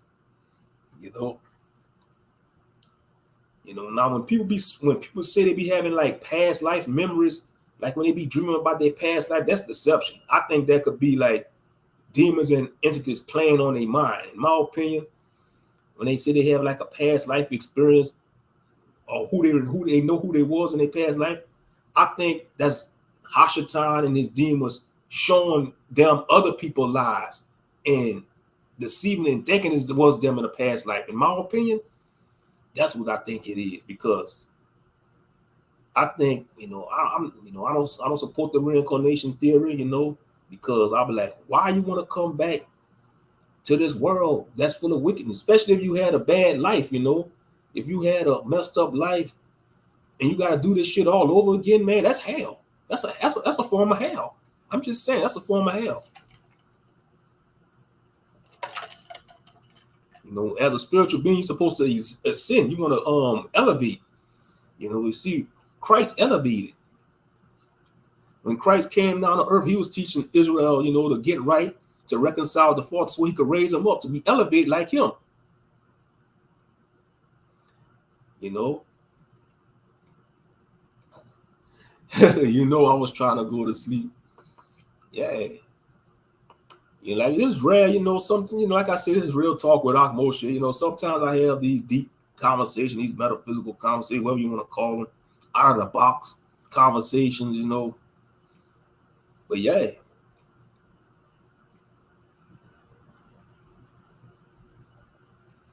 That's a scary thing though, man, And, I think now the Hindus believe they come back as animals and stuff. I think that don't make no sense. I think if you're a Satanic being and you was to reincarnate, you're gonna come back as a human, or you're gonna come back as another Satanic being. You can come back as another type of Satanic being, maybe in a different existence. You ain't gonna come back as an animal. That don't make no sense. Why you want to come back as a damn bug, man? That'd be scary, man. To come back as a damn animal, come back as a prey animal, man. You come back as a gazelle, but you gotta watch your surroundings at all times. That lion don't eat you. That's some scary stuff, man. That's scary. Oh, that's scary. Ain't that scary? You come back as a earthworm. You gotta worry about getting eaten by a bird, man. You come back as a little mouse. You got to worry about getting eaten by an owl at night. The Hindus believe in that madness, though. Believing it come back as a cow, a rat, all kind of stuff. You know, I think, let's say if the reincarnation theory was true, I think you'll come back as, you know, like most people teach that you come back as a human, you come back as the same race you were, you know. You know, some black people that believe, they say you come back as your you come back through your descendants, you come back through your children, you know. So that's what the Israelites was teaching too. They say you come back as you come back through your children. Or if you don't have no children, you'll come back through maybe one of your nieces' children or descendants, something like that. Craziness, man. It's madness. It's some outlandish stuff. That's crazy. That's scary though. That's why I say, man, why you want to come back to this world or this 3D world, man? This is full of wickedness, politician. You gotta do all this shit. Then you're gonna lose your memory too. That's what they teach too. They say if you know, like the Gnostics, they say if you go through the light, you're gonna be in reincarnated, you're gonna lose your memory of your past life. You know, that's some scary ass shit, man. I'm just saying, we want the kingdom of heaven, man. You know, man, I like the form that the Most High created. I'm 6'2", I'm 6'1", 6'2". I got long arms, I got long legs. I like my long limbs. I don't want to come back as no short dude. I don't want to come back as no dwarf. I like my long limbs, man. You know, I'm just saying, you know. That's some crazy stuff, though. People want to believe in that, but like I say, to each his own. To each his own. You know, people have a right to believe in what they want to believe. But yeah, the scriptures don't support that, though. The scripture says, appointed for man to die once, and then the judgment. But you know, like I say, we all learning, though. Like every human being is learning. You know, we all have our own journey in life.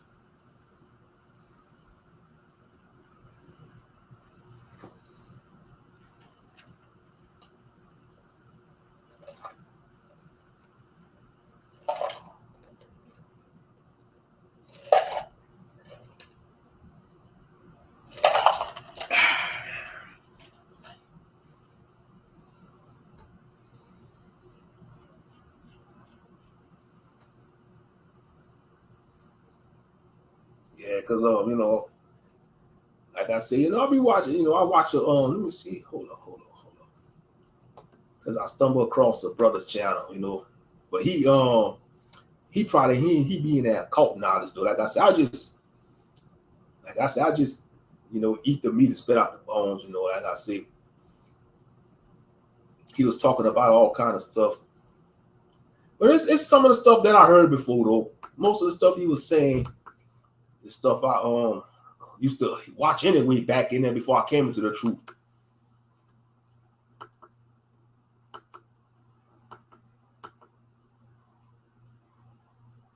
Yeah, they say who are the key players in every dimension. You know, you could just take it for a grain of salt. But like I say, you know, man, now why is it gonna send me this? Hold up, man.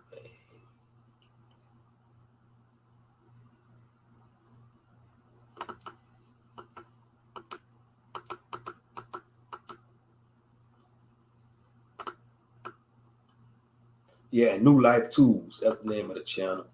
Like I said, he probably on that new age stuff though. He on that new age stuff. Like I say, you know. Hold up. All right, peace to the family, peace to the tribe. This is your brother Yusuf. I'm back with another Brother Yusuf, got a Hebrew name, but you're teaching new age stuff. Man, it's crazy. Hold up, let me share this. Like I say, you know, this stuff I probably heard before though. Like when I used to watch new age videos and stuff. Yeah, because I used to watch new age videos, like the new agers and stuff. And a lot of sisters that be into the new age believe they'd be attractive. They'd be attractive. I ain't gonna lie. You know, like I say, man, that's crazy. I'm spiritual. But you gotta watch that though, man. You say you're spiritual, but you better stop. You better know what you're getting into.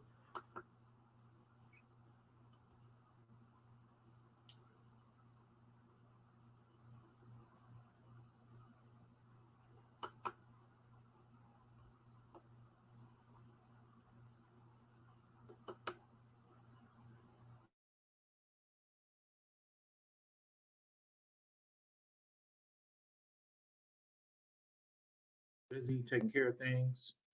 But I'm back. I got a good one for y'all today. I got a good one.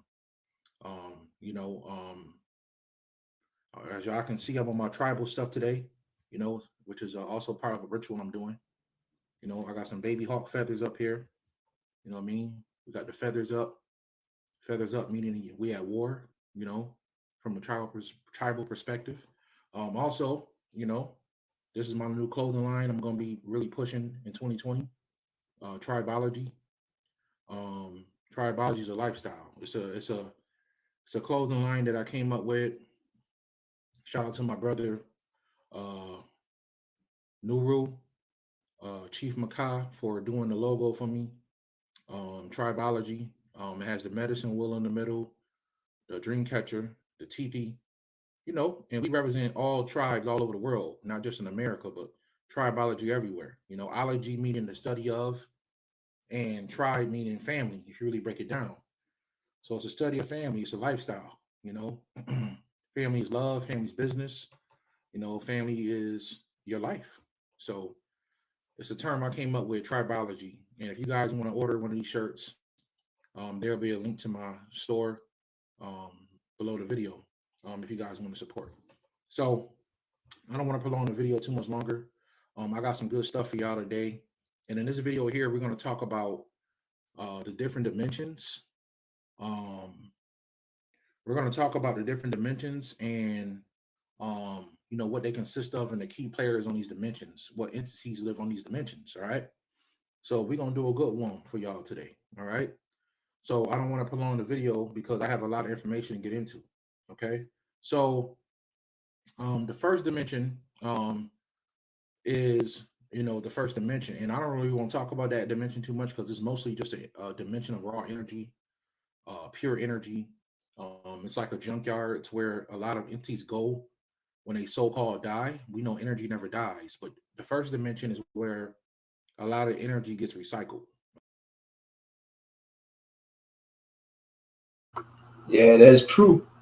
That's true. Energy never dies. Energy can't be destroyed nor created. So when you pass on or transition, you're gonna go somewhere. That's true. We is energy at the end of the day. Whether you're human, it don't matter what type of being you is, we all energy at the end of the day. We all energy. That's why when you see them say on the street, you gotta watch what energy you come with. Don't take that same energy you have on the internet when you meet me. Yeah. But like I say, man, just listen to him. You don't have to believe what he believes in. Like I say, I just like to listen to other people's beliefs. Take it with a grain of salt. Eat the meat and spit out the bones. Because I'm open minded. If he was to come chop it up with me, I won't even mock him. I'll be like, man, oh for real? That's what you into? Man, that's your path, man. But that's too much for me. I'll stick with the Most High in Christ, brother. If you want to be on that higher realm shit, that's you, brother. More power to you. I'm just keeping it in the book. Let's continue.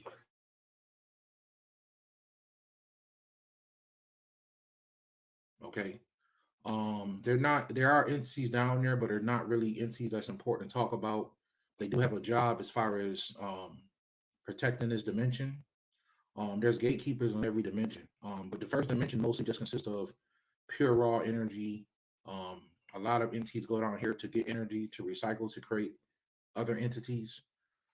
So the first dimension is a dimension of it's like a junkyard. It's like a spiritual junkyard. Okay. It's where a lot of entities, angels, demons, fairies, when they die, their energy goes back to the first dimension. Okay. And that energy can get recycled into something else. All right. So that's what the first dimension is. Now, the second dimension is something that I talked about a lot of times on my videos. The second dimension is what we consider to be hell. Okay. Or hell states. Okay. So the second dimension, there's different levels and different subdimensions to the second dimension, meaning that there's different levels to hell or hell states. So the second dimension is the first level is like I talked to you. Yeah, the book of Enoch talk about the second dimension. The book of Enoch mentioned this, talk about the different levels of hell. Because I remember when I read the book of Enoch, it was talking about like certain levels of hell for certain sins. And it was crazy, man. That they had, it's like it explained like the certain levels for certain sins and the torments. Man, that was crazy. But like I said, take it for a grain of salt. But yeah, the second dimension, he's talking about like the hellish realms.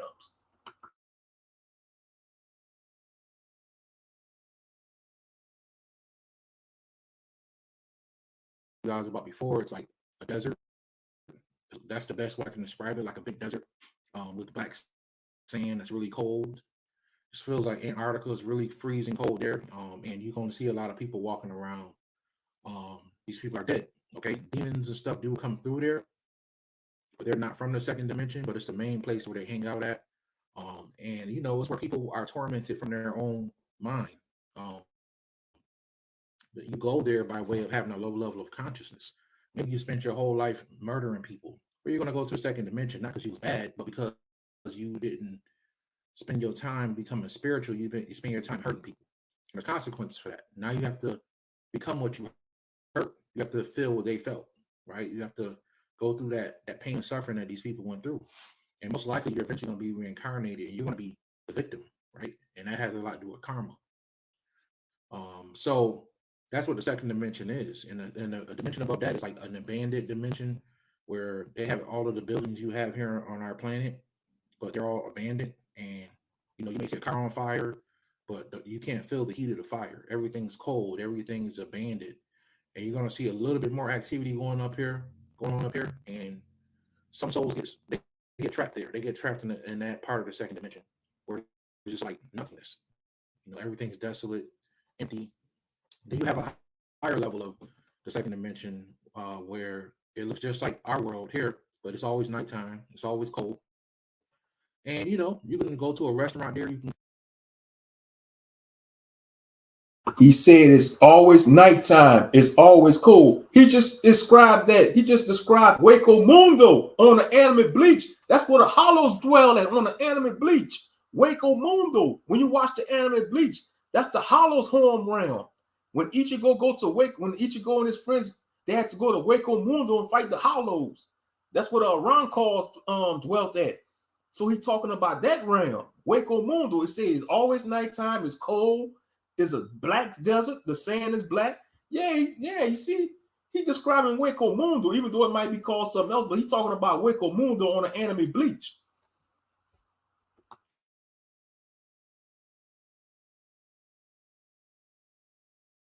Go to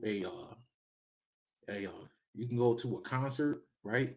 But it's always chaos going on, meaning that there's always some type of horror movie happening, some type of horrible thing happening. So when you experience your nightmares, this is where you go when you have nightmares. Notice when you have your nightmares, 90% of the time it's always dark, right? Because you're experiencing your nightmare in the second dimension. Your consciousness has pulled you down there to experience this thing. If you're being chased by something, you're running from something in a nightmare, you're experiencing that in the second dimension. This is why everything looks the way it looks, like in your world, but you're being chased by this monster or whatever it is, the shadow person that's chasing you. It's happening in the second dimension. And then the highest level of hell is the third dimension, which is what we want to get into. But the second dimension, the key players there, and right between the third dimension and the second dimension, there's like a pocket where it's not so much chaos, but it's like a lot of mystical things going on there. And between the second and third dimension is actually what we call the inner earth, right? And the inner earth is the world that we have under this earth. So the second dimension is not under earth. But in order to get to the third dimension, a lot of entities go through what they call the inner earth. So the inner earth is actually, the frequency is different. You just can't walk down there. You probably get sick. You probably get dizzy. You probably pass out because the frequency, your body's not made for that type of frequency.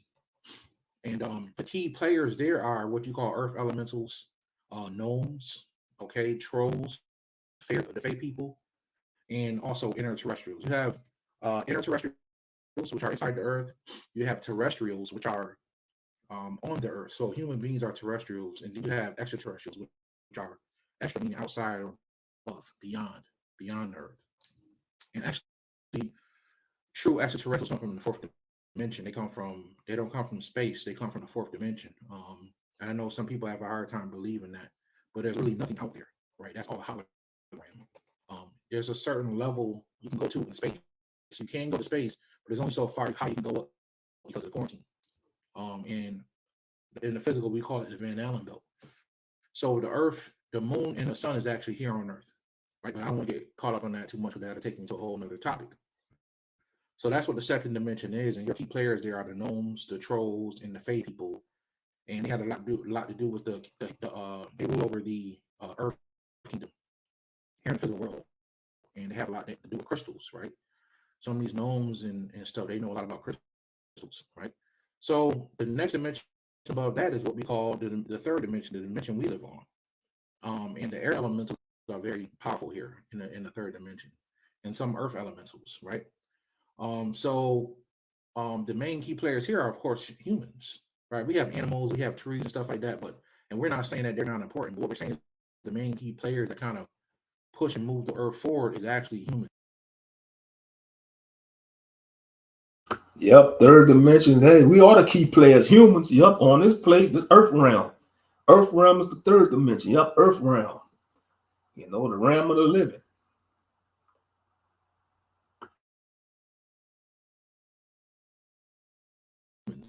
Themselves. And what I'm getting ready to say next, a lot of you guys are going to disagree with, but I don't care because I'm just going to tell you guys what it is. So you have different types of humans there. You have different types of humans on this planet. You have humans mixed with animal spirits. Then you have humans mixed with ET.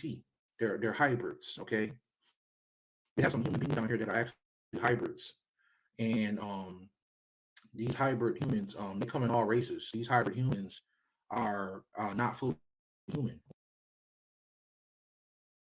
Yeah, that's where he say human hybrids, because some people believe in like the Nephilims, Nephilim is like half human, half angel, or Nephilim, the hybrids, alien, half human, half alien. Where they at? We don't see them. Maybe they never manifest or they take on human forms, probably. That could be true to a certain extent. I do think some of the elite, they probably can be hybrids of reptilians, the elite, like the super elite. I think they got that unclean DNA in them. Real talk. Because think about the 7 nations that the Most High told the Israelites to destroy. They had unclean DNA in them. They probably wasn't fully human. They probably had like unclean DNA in them. These 7. That's why the Most High told Israel to destroy those 7 great nations, like the Hittites, the Girgashites, the Jebusites. They wasn't fully human. They had to have unclean DNA because some of them was giant, some of them looked ugly, and they was malformed, looked like monsters and shit. So they probably had unclean DNA.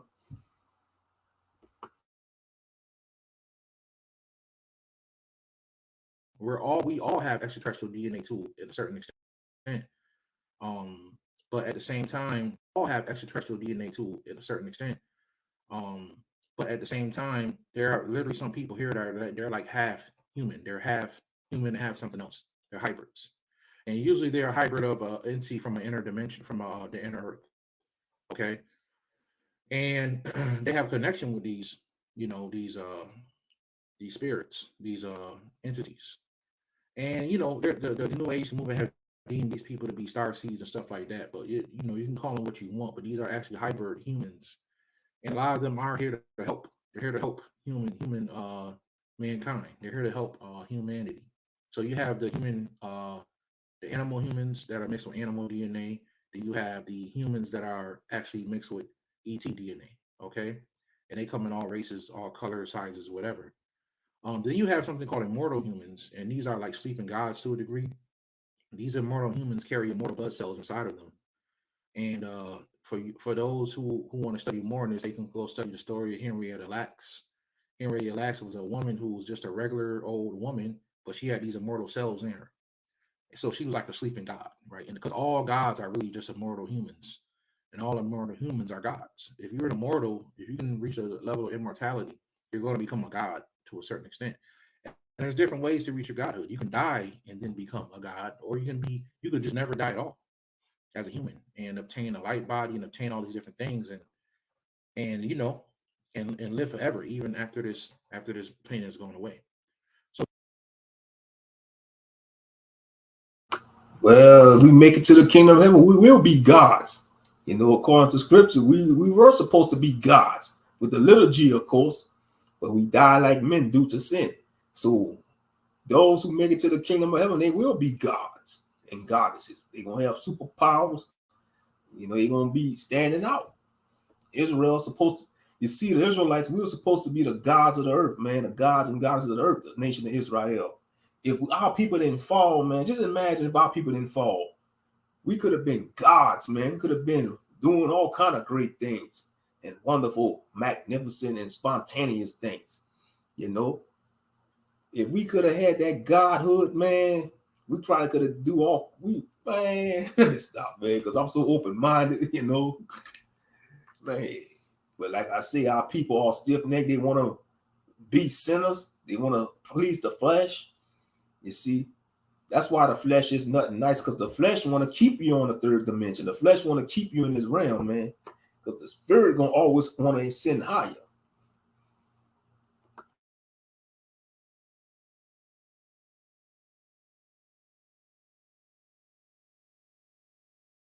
So you have immortal humans, and they carry these immortal cells inside of them, and they're humans that pretty much don't know who they fully are. They're immortal. They're born to be immortal, but they can die because they don't practice immortality, which is a whole other level of alchemy and spirituality. Most people don't even know that immortality is a science. There's a whole science to immortality, and you can study and practice immortality. That's right. And it's not all about, for all you vegans out there, it's not about eating right. Because if that's the case, the vegans wouldn't die. Just being a vegan doesn't make you immortal. But I give you guys a secret on it. It actually goes into breatharianism. That's right. There's some people out there who don't even eat food. So for all you vegans that, only want to focus on food and keep texting me and emailing me, or emailing me and messaging me about, do I eat dead meat and stuff like that? Because I know sometimes people have a hard time believing that I. Nah, that's crazy. Breathism mean they don't eat food, they just breathe air, they eat air. That's crazy. I'm sorry, I'm still eating, bro. I'm still eating. I ain't practicing no breathism. Shit, I still gonna be eating my grilled lamb chops, my salmon. I tell it to shucks, shit. The breathism, they just go meditate and eat air. That's crazy. That's crazy.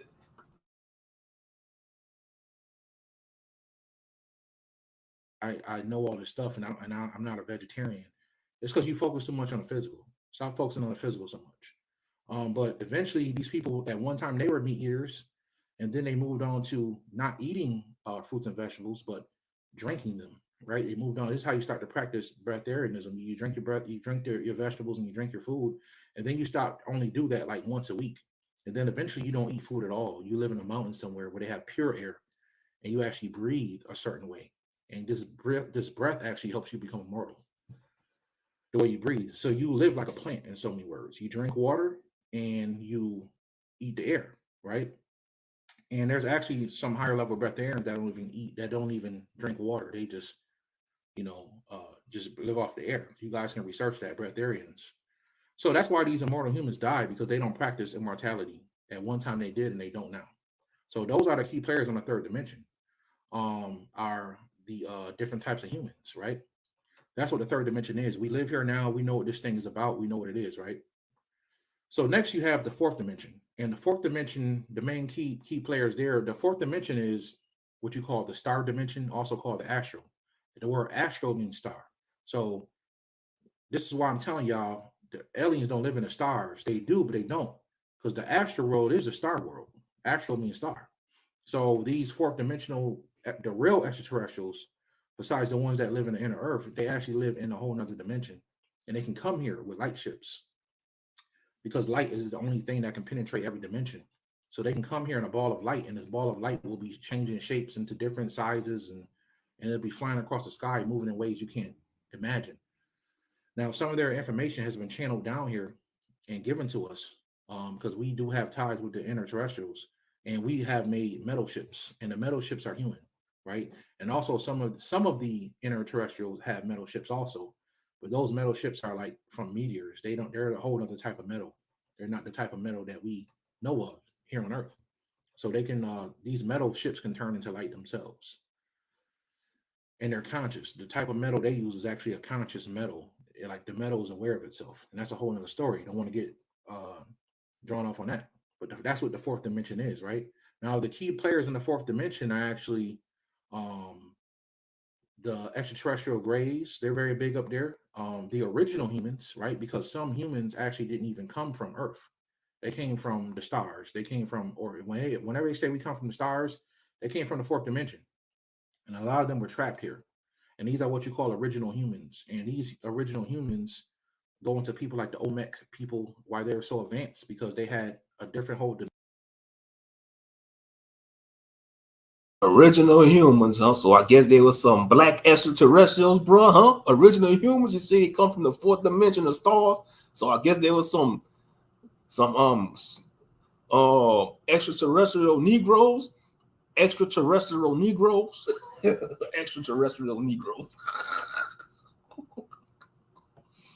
The original humans, yeah.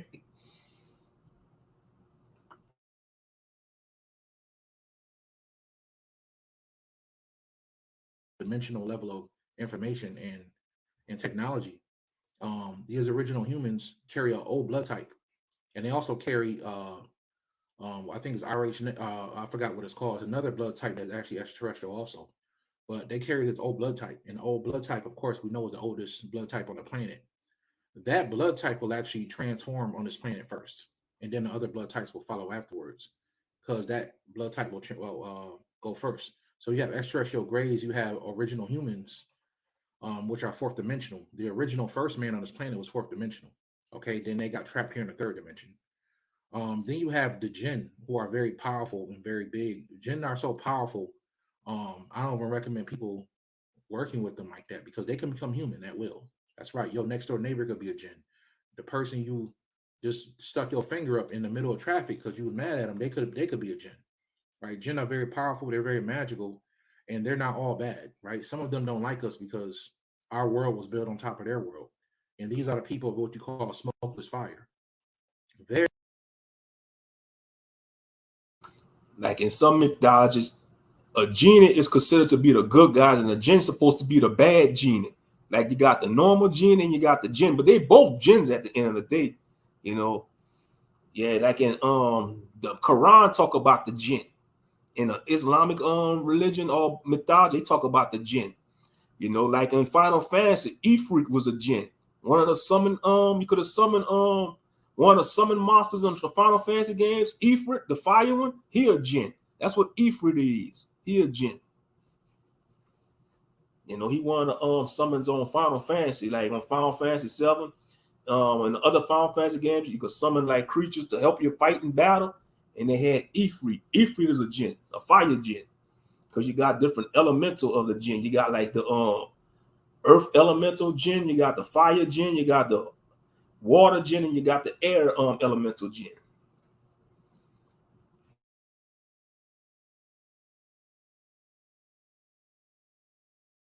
very, very powerful entities. They deserve a lot of respect, and their main stronghold is in the Middle East.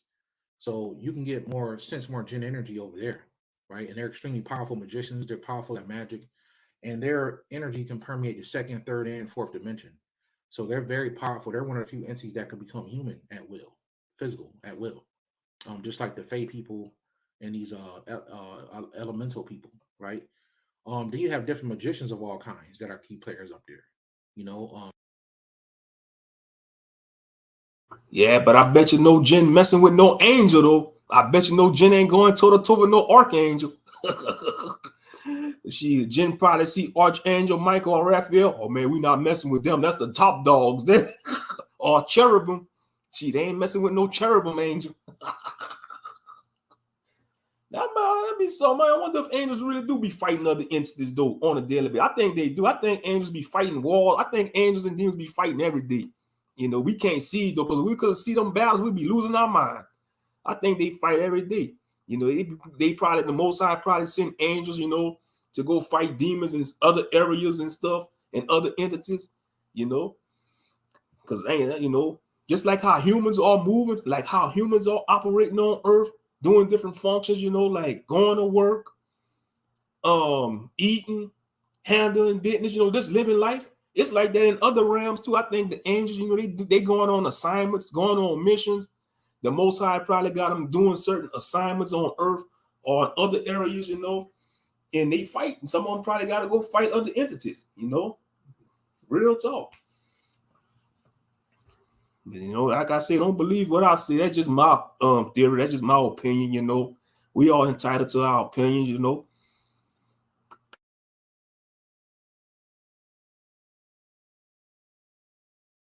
Different magicians, higher level magicians, they hang out in the fourth dimension. I know because I've seen this. You have thought forms that are very prevalent in the fourth dimension, negative and positive thought forms. And you have fallen angels. So these are people that come from like the draconian and also which are the two main people I'm talking about here, the draconian and Anunnaki people who actually come from uh, um, a higher dimension, especially the Anunnaki. They come from like more of this 6th and 7th dimension, and I knew can scratch all the way into the 8th dimension, but we'll get there. But they come from a higher dimension, and these entities actually are fallen. They fell from the council, the higher council, and they chose to be an adversary. And the powers, the higher powers that be, the spiritual powers that be, chose to use them as a vessel to push us, right? To give us a higher time so it can push us and build our spiritual muscles. So these are the fallen angels. They actually hang out on the fourth dimension also. Now, another group of the main people that's up on the fourth dimension is what you call the record keepers. And the record keepers have another name they're known by, which is the time lords. And the time lords are people that rule over time, right? And they're created by Kronos or Saturn. And these record keepers or time lords. Did he just mention Time Lords? He talking about Doctor Who. That's what Doctor Who is, a Time Lord. The show Doctor Who. Doctor Who is a so-called Time Lord on the show Doctor Who.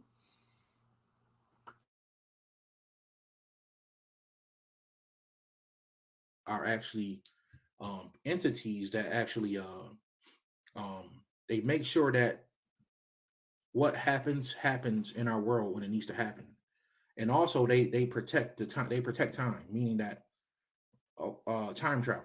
Believe it or not, time travel does exist. People can time travel. And these time lords, what they do is they protect pockets of reality. So certain people can't go to this reality, right? Like our physical world doesn't have a future, but it does. And what I mean by that is there's a parallel universe that's already ahead of us, where you lived in that parallel universe, but they may already be 50 years into the future. So you can never go into your own future unless it's through your actual DNA, right? And you can time travel two ways. You can time travel through your actual bloodline. This is how people can actually look at their ancestors' memories, right? They showed you this in the movie. Um, uh, what is the movie called? Assassin's Creed, the movie. How he was able to go back in time through his ancestors' DNA. Yeah, they do that on the Assassin's Creed game too. Because when I was playing Origins, Assassin's Creed Origin, like you go back into the modern world, it'd be one of the descendants of Bayak. It'd be his descendant, and like she go to sleep. It's like she go into this machine, like, and like it like she could look into the memories of Bayak, and that's when you start playing as the character. That's how all the Assassin's Creed game is. Man, the truth is stranger than fiction, man. You know, that's crazy. You know, I don't know, but like that time travel stuff, man, I don't fool with that. You know, like some things we ain't ready to touch on. I think some things humans are not meant to mess with. In my opinion, I think some of the stuff that he talking about is not meant for every human to deal with, you know, because there's some crazy shit he talking about. Some of the stuff he talking about, like I say, that's what he into. But like I say, we gonna stay in our lane. You know, he talking about, you know, some time lords and shit, you know. But yeah, but he's telling the truth about the jinn, though. You don't want to mess with the jinn, though, because They unpredictable. And they could grant you a wish too. The jinn is in jinn. They could grant you a wish, but most time they'll trick you. They'll punish you with the wish, you know, because they already know the jinn and jinn. They already know most humans. We full of lust. We full of desire. We greedy. You know, we on lower vibration. So they prey on our stupidity, and they'll grant us a wish, and we'll pay for it in the long run. You know, so don't mess with the jinn. That's why they made that movie Wishmaster. That movie Wishmaster. Y'all remember that movie Wishmaster? He was a jinn. He was a wicked jinn. Every time he granted him a wish, he destroyed him. He either killed him. He killed him most of the time when he granted him a wish. He was an evil jinn in the movie, the Wishmaster. And he could have took on a human form. They had like, what, 4 or 5 movies, I think, Wishmaster. He took on a human form and like he knew how to persuade him to make a wish. Yeah. So that whole movie right there tell you the true nature about a jinn. That movie Wishmaster.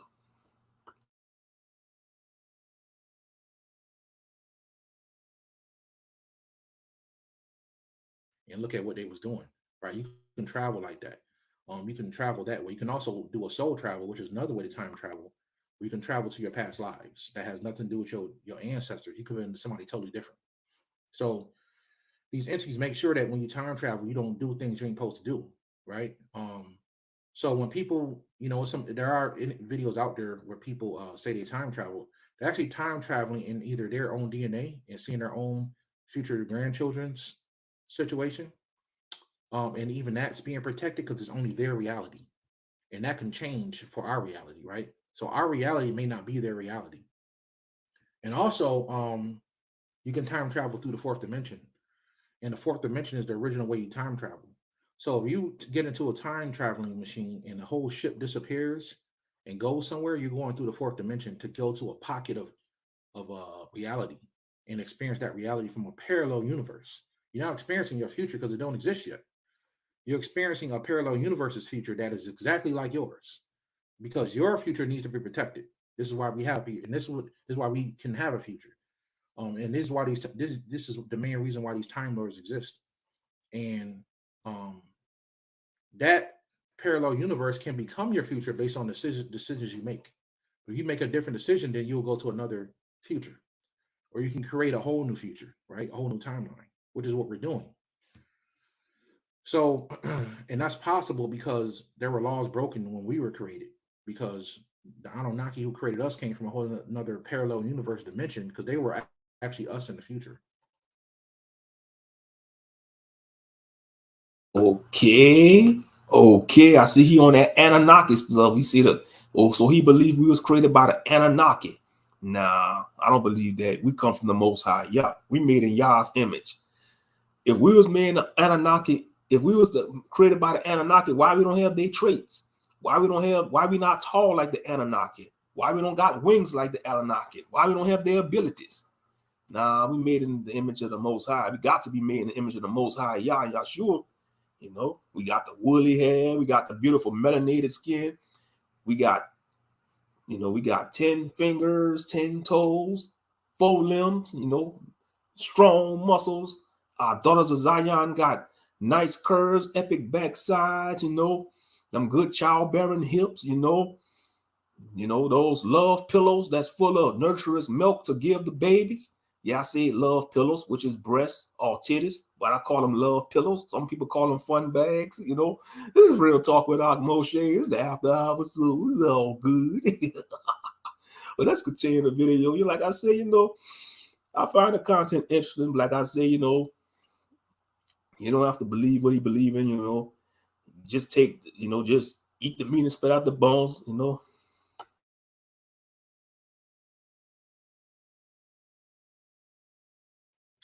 And they actually and I actually hear other people talking about this, and these entities came back.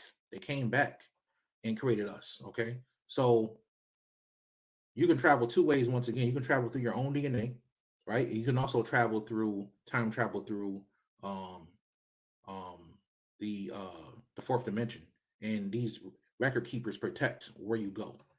And unless you're a really powerful magician, like Dr. Blair said one time, he time traveled, he saw something that he was never supposed to see, and a Time Lord appeared to him. I'll never forget he said this. A Time Lord appeared to him and said that, you know, you're going to lose your years in your life because you wasn't supposed to see this. You know, so that's some of the consequence for that. Now these Damn. So he claimed, he said a magician saw a Time Lord, and a Time Lord told him, oh, you're going to lose years off of your life because you're not supposed to see this. Maybe these Time Lords might be angels, you know. Maybe they might be a form of angels, you know, but that's crazy. A Time Lord, you know. I won't mind being a Time Lord. I won't mind being a Time Lord. I'd be like, hey, you're not supposed to do that. Hey, you're not supposed to do that. I'm sorry. You're going to lose 50 years off of your life, you damn heathen.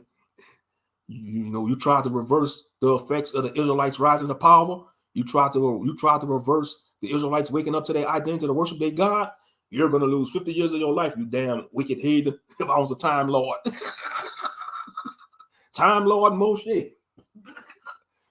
Man, oh yeah, if I was a Time Lord, I'll probably be about maybe 10 feet tall, 9 feet tall, 9'5" tall, 9.5 inches tall, probably glowing with radiant rings. I am the Time Lord of Earth Realm. Be like raiding on Mortal Kombat. Oh yeah. I wonder if the Time Lords got their castles and stuff. Let me stop, man. I mean, that's crazy what he said. He said a magician, man. I don't know, man. You know, they got all kind of crazy stories on the internet.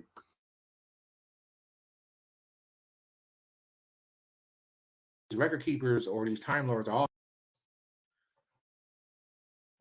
and said that, you know, you're going to lose your league. And a Time Lord, like Dr. Blair said one time, he time traveled. He saw something that he was never supposed to see. And a Time Lord appeared to him. I'll never forget he said this. A Time Lord appeared to him and said that, you know, you're going to lose your years in your life because you wasn't supposed to see this. You know, so that's some of the consequence for that. Now, these record keepers or these Time Lords are also over the what you call Akashic records. They're also over the Akashic records. And Brother Yusuf has a hard time going to the Akashic records. I can see mine, but I can't see it for other people because these entities, they for some reason they stop me. They're like, nope, not you, Yusuf. You can't go see this. So that's what the fourth dimension is. The fourth dimension is a dimension of space and time, and the Time Lords are very powerful there. These record keepers are very powerful. And then there's other people that are named in here, like the extraterrestrial grays, the original humans, the jinns, the thought forms, the fallen angels. They all exist on the fourth dimension, right? And the fourth dimension is a place where anything's possible. The fifth dimension is actually a dimension of light. And this is where your light body is. Everybody has a light body. You're just not aware of it yet. And your light body is actually lives in the sun. The sun is a portal to the fifth dimension, okay? The fifth dimension is a dimension of pure light. All solar gods, all sun gods live there. But Ra, the god of Ra, and that's not his real name, but we call him Ra or Re. This god is actually the main entity that actually is the main key player up in the fifth dimension. Okay, extremely powerful. The fifth dimension, I don't have a lot to say about that, but it's a dimension of pure light. Okay, and this is where your rainbow body, diamond body, light body, the perfected body, whatever you want to call it, translucent body, all these bodies live up there. Okay, and this is what that is. And once you reach the fifth dimension, that's actually when you actually become more real to reality, because the third dimension don't even exist. It's so low that most entities don't even know we're here, right? But we're being helped. So that's what the fifth dimension is. It's actually when you become considered like a real planet or a real person on a higher level, especially if you have a soul, because you can obtain a light body, and we have the potential to do that. Okay, now the sixth dimension is where all this ascended masters live at. So we're talking about your Baba G's, your Melchizedek, all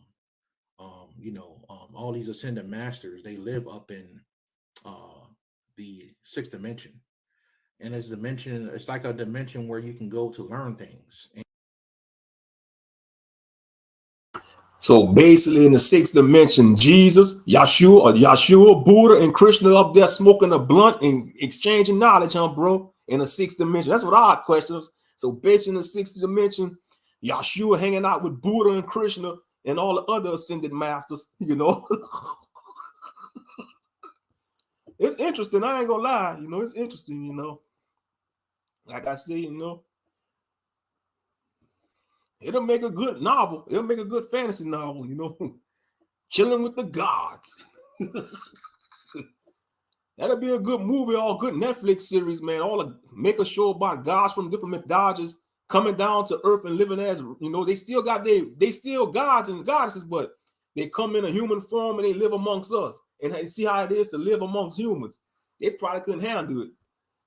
They'll probably be too tempted to use their powers on humans, man, because they'll get vexed.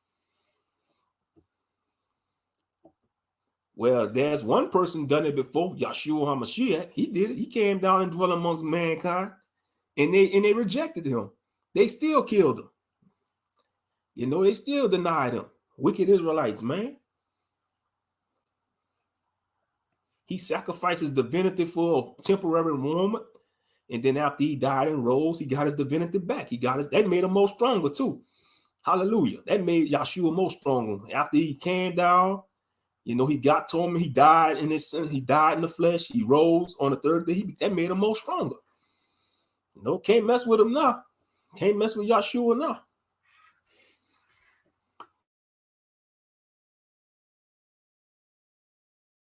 And these ascended masters sit up there, and anything they want is available to them. All right. Now, the main key player on the sixth dimension is actually the Buddha, the original Buddha. He's the main key player up on the sixth dimension. And the sixth dimension is a very powerful dimension. It's a very advanced dimension, and you must be a spiritual master to really stay there. You must be on a master. He say Buddha. Buddha is the main key player on the sixth dimension. Nah, man, Yeshua above Buddha, man. Yeshua is above Buddha. But if you look at the older Buddha statues, they do got Negroid features, though. The old Buddha statues, cause he got the Bantu hairstyle, like the Bantu braids. If you look at the old Buddha statues, they got like the Bantu knots. You call them Bantu knots, like the Bantu knots, like some of our people be putting in their hair. The Bantu knots, the Bantu knots. Yeah. And that fat Buddha, that's not the real Buddha, man. That's the American Buddha. That old fat belly Buddha, man.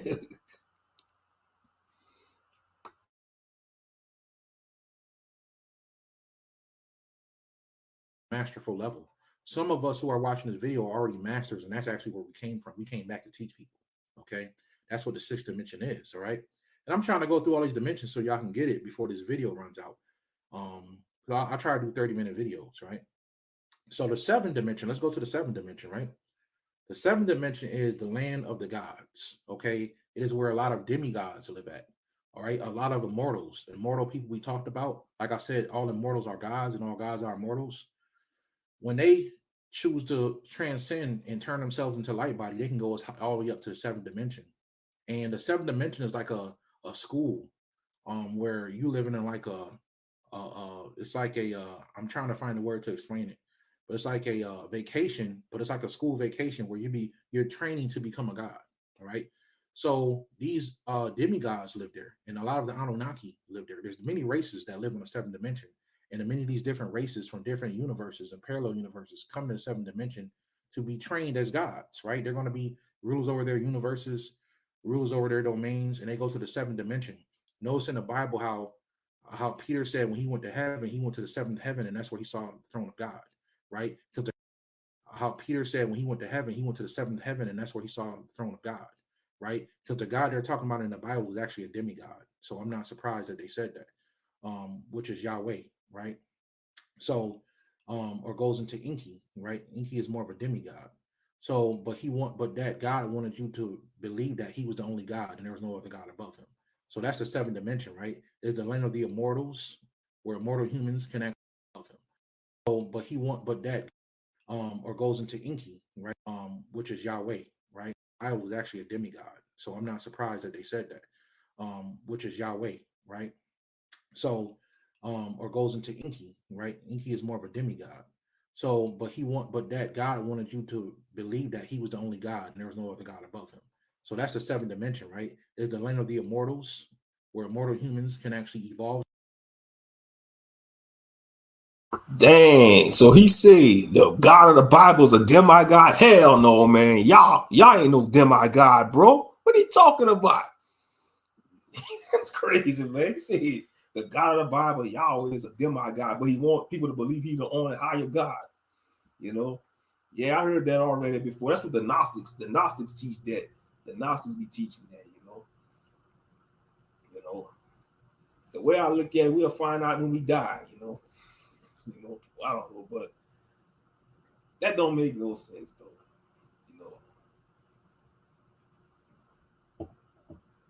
But like I said, that's his belief, but and you gotta watch that information too, because all information ain't good information.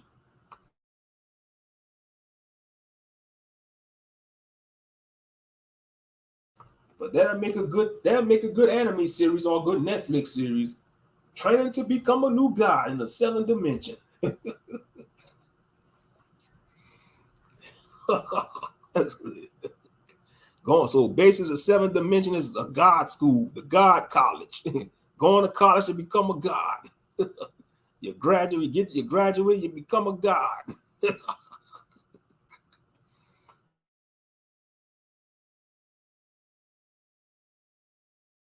To and be going to their God training. It's where gods live there, but it's the land of the gods based on it's like the younger gods. This is where they go to train the 7th dimension. And I'm giving you guys a quick synopsis on that because that's what pretty much I'm giving you guys the most important idea of what the 7th dimension is. A lot of demigods, immortals are the main key players in the 7th dimension. Okay. And I wrote notes down so I make sure I remember to tell you guys the main key players. So I'm looking at my notes. Now the 8th dimension is the dimension of elder gods, right? A lot of gods go here to rest. To the 8th dimension, they go here to sleep.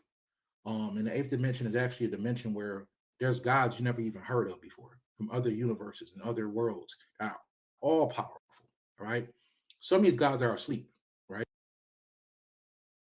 I didn't know where he's going with the 8th. He's talking about, okay, the 8th dimension is elder gods and they are asleep. Man, he ain't talking about the H.P. Lovecraft mythos, bro. He talking about Cthulhu, Yog-Sothoth, and the so-called elder gods from the Cthulhu mythos, H.P. Lovecraft stuff. That's what he talking about, man. Man, you see, you gotta watch. Man, some of that information is regurgitated stuff. You gotta watch. A lot of information they be talking is be regurgitated stuff. I'm just saying. Yeah, how you say they sleeping, they elder gods and they sleeping, and some of the gods you never heard of. Yeah, he talking about them H.P. Lovecraft entities from the H.P. Lovecraft books.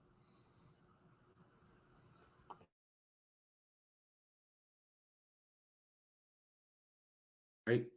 And they go there to rest, they go there to sleep.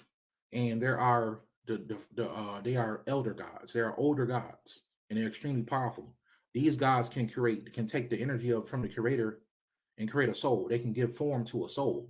And these are what you call your spiritual parents, stuff like that, galactic parents, divine parents, there's so many different names for it. The main god on the 8th dimension that's very important, and the main, I don't want to call these people rulers because they're not really rulers. They're just like the main OGs on this level is Thoth. Thoth is the main god up there on the 8th dimension that actually is up there on the elder god level. So the 8th dimension is where the OGs at, the old double OGs, triple OGs, right? These are entities that's been around for the old double OGs, triple on the elder god level.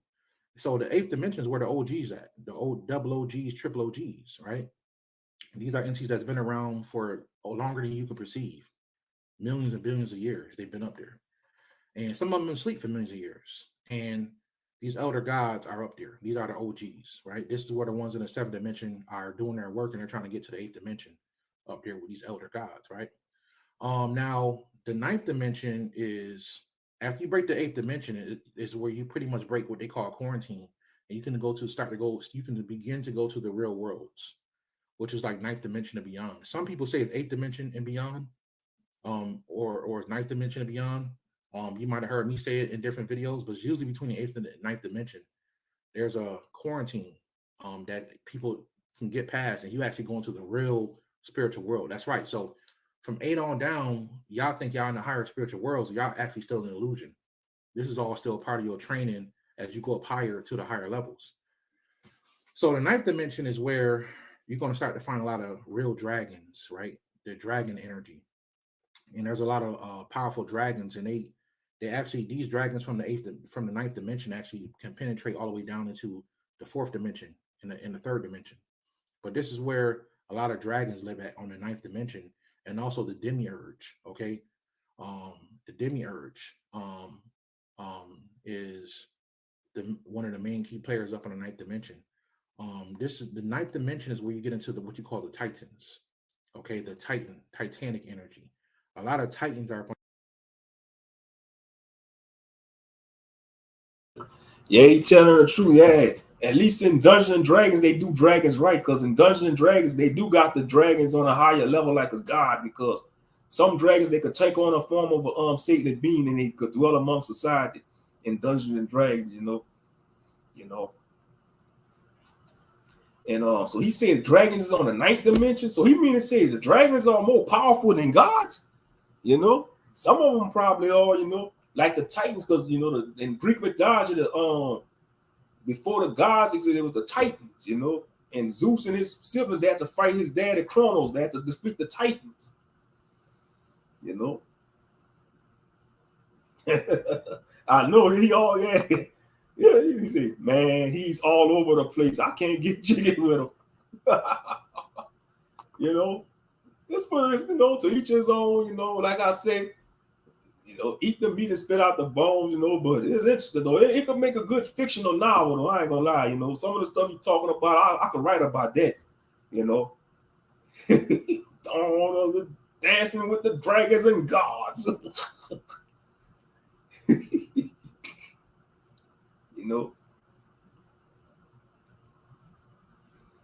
Yeah, because in Asian mythology, dragons represent the wisdom in Asian mythology, like the Asian dragons and all that. Enter the dragon and all that stuff. But like I said, that's crazy though, man. He mean to say all them dimensions is really illusions, but when you get past the ninth dimension, you come into the real spiritual. That's crazy. That is crazy.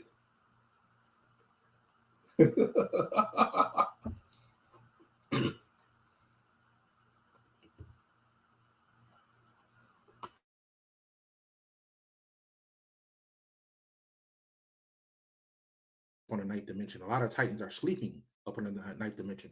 So we get inside the Necronomicon, where things start to get dark. This is where it begins, like on the ninth dimension. Because like eight dimensions and down, some people say nine dimensions and down, it's all light. Like the light is expanding itself. And some people call this Ein Sof right? And that's like the light that creates the physical world on different dimensions. So the ninth dimension is where the demiurge, what we talk about as the demiurge, actually stays at. And the demiurge his essence comes from the creator, but it's like a child of the creator that broke away and wanted to do its own thing. And it's like the one that kind of looks down on this world. But there's two sides to demiurge, and people don't really understand that. So the demiurge is the main character up on the ninth dimension that actually kind of wants to keep us down to a degree, because he's afraid of what we could become. And the truth is, there's already people that have ascended past the ninth dimension. So it can't be stopped. We're all going to ascend. And the demiurge just got to get out of the way. Okay, that's what it is. And a lot of those dragons up there that on the ninth dimension actually helping us. All right. So that's what the ninth dimension is, right? And I can go on and on and on, but I'm gonna stop at the ninth dimension. And I want you guys to understand the Ein Sof and is that's what that is. The archons, they live up there. Some of you guys know what that is. You can research it for yourself. And then you have the Ein Sof, which is kind of where your oversoul, right? Ein Sof is where the light and the darkness is equal. That's right. So people talk about the dark side so bad, but it's equal on the Ein Sof, the Ein Sof level. And the Ein Sof is where the light and the darkness is equal, right? So I had a book I want you guys to get. It's actually called the right. It's called the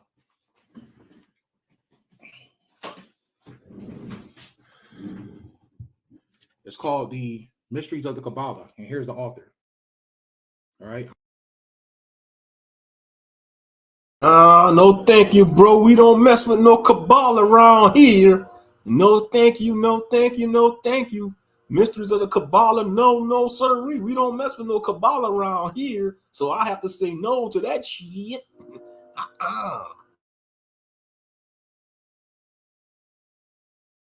I want you guys to get this book, and that will help you get into a lot more of what I'm saying. All right. So the Ain Sof is where your oversoul comes from, and then the Ain is the creator. The Ain is a pure darkness. That's where. So this video might end, but I hope you guys enjoyed the video. Right. My camera has a timer. Hope you guys enjoyed the video. And until next time, peace, family. But just remember, the Ain is the darkness. The Ain Sof is the light and darkness together, and the Ain Sof is the pure light. So the highest is the Ain, which is darkness. I want you guys to understand that. All right. So I hope you guys enjoyed the video with the different dimensions. And we'll get into some more next time, family. All right. Hope you guys enjoyed it. Peace. Oh, man.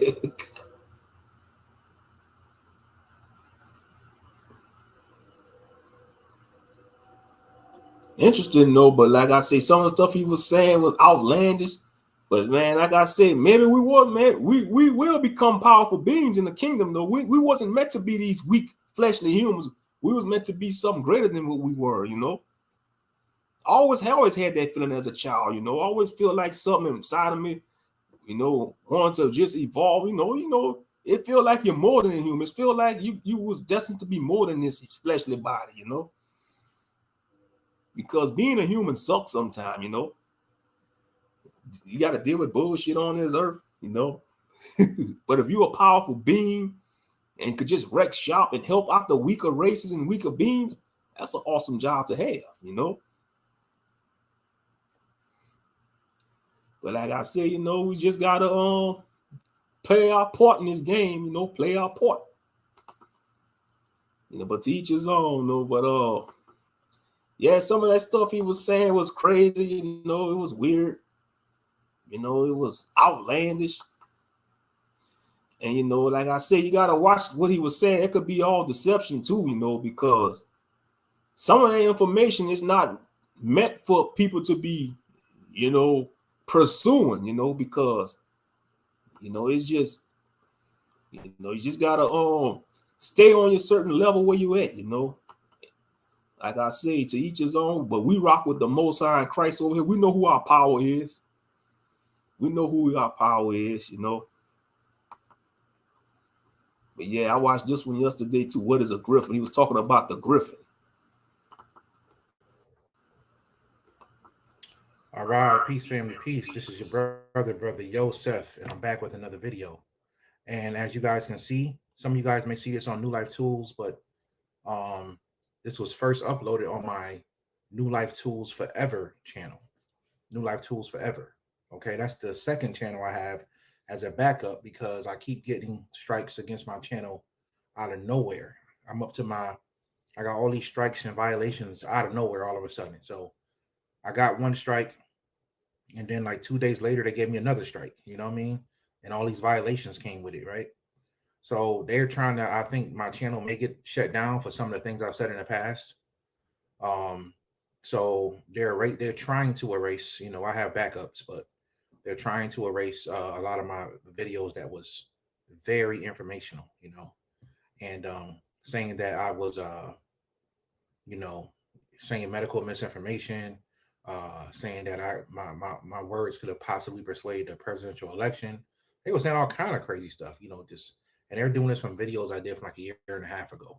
I remember 2021, Brother Yosef was going in on some information, all the live streams I did. Or they trying to stop all that, right? So I have to be very careful on YouTube from this day forward what I say, family. I'm still gonna give y'all banging information. I'm gonna try to focus more on metaphysical stuff. Anybody that asks me about cryptocurrency or a lot of herbal stuff, I may not talk about that as much. I'm gonna try to continue to focus on the metaphysical information, family. All right. So that's what you guys are going to see mostly on New Life Tools Forever. Also in the future, I kind of want to start having an interaction thing on here. Maybe. So don't, you know, I may not do it right away, but I'm thinking about that. But I'll definitely be doing that on my Patreon. And why I gotta be on Patreon? Why you can't have a panel, bro? Why you can't have a panel, man? Shit, open up a panel. I ain't gonna lie, I'll get on this panel. Shit, I'll hop on this panel and chop it up with them. You know? Everything gotta be done on the damn Patreon. If you have a panel, man, I'll get on this panel, me. You know? I'd be like, dude, we talking about a griffin, man?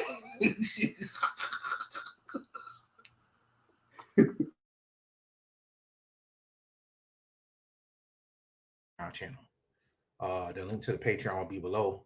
I'll be doing that on my Patreon channel, interacting with them a lot more on the video. So I'm gonna take it to the next level on some things, right? But this is gonna be my backup channel, y'all. New Life Tools Forever. In case they shut down New Life Tools, I worked hard on that channel, gave out some banging information, and I have my information, but I'm going to, make sure that this thing continues, and I just don't get silenced all the way. Rumble, for some reason, doesn't want to upload all my videos on Rumble, so I'm sorry about that. I'm not sure what's going on with Rumble. All my video, they uploaded 7 videos, and the rest are pending. So I'm not sure what's going on. So what I did was went ahead and created another YouTube channel, and here it is, New Life Tools Forever, family. And the first video I'm going to do on here is going to be, what is the Griffin? All right. This video has been requested for probably 2 years now, and I've touched on it. And so you mean to tell me people requested a griffin video for 2 years, man? Who don't know what a griffin is? It's a mythical creature, got the body of a lion or a tiger with the head of a bird and the wings of a bird, like man and the wings of a falcon or eagle, mainly an eagle with the head of an eagle. Very powerful creature in mythology. It was a very powerful creature. If you riding on a griffin, that means you got favor of the gods. You somebody that's important. You a badass. You that man. You that nigga, man. If you flying on a griffin, man, you that nigga. Whether you flying on a griffin or dragon, you that nigga, man. If you flying on a creature like that, I'm just saying. Many times here and there, you know what I'm saying? But I finally want to give you guys information so you guys, can study the rest of it for yourself, but give you guys a good understanding about what a griffin is, the purpose of a griffin, okay?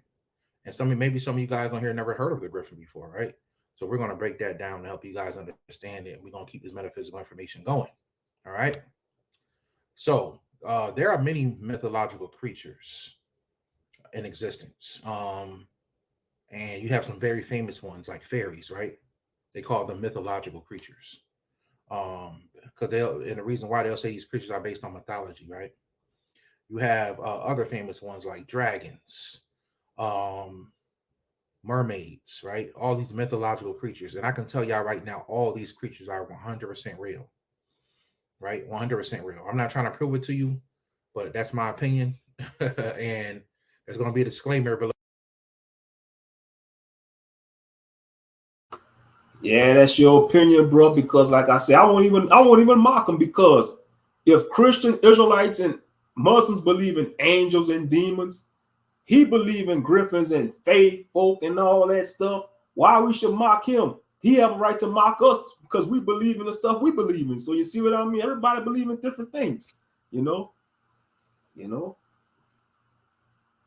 I'm just saying, that's what's wrong with people. That's why the world messed up now, That's why, especially in the black community, just take the information, and you don't have to run with it, just eat the meat and spit out the bones.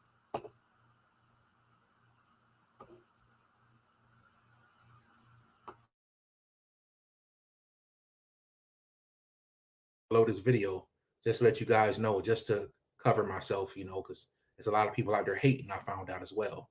So I have to put up disclaimers to shield myself, you know what I mean, and shield the channel. So if y'all see that, that's what that is, you know what I'm saying? Always do your own research. Always do your own research. But in my opinion, right, these things are 100% real. You know what I'm saying? And so those are some very famous mythological creatures that people tend to know about, especially the dragon. Has become a very popular thing recently, right? But there's another creature that people tend to notice, but they tend to look past, that I think is very important and a very powerful creature. And this is a creature I've seen in the spirit realm many, many times. Different variations of them. But there's certain elements of this creature that makes it a griffin, and I'm going to explain that to you, okay? So the first thing you guys need to know is that a griffin is the perfect balance between the sky element energy and the earth element energy. All right. So it's a perfect variation between the sky element energy and the earth element energy. So what I mean by that is on the earth. So this is what they call a beastly creature, right? A very powerful creature. And what I mean by that is on the earth elemental level, the king of the jungle tends to be the lion or some type of tiger, right? But we call it down here, we call it the lion, right?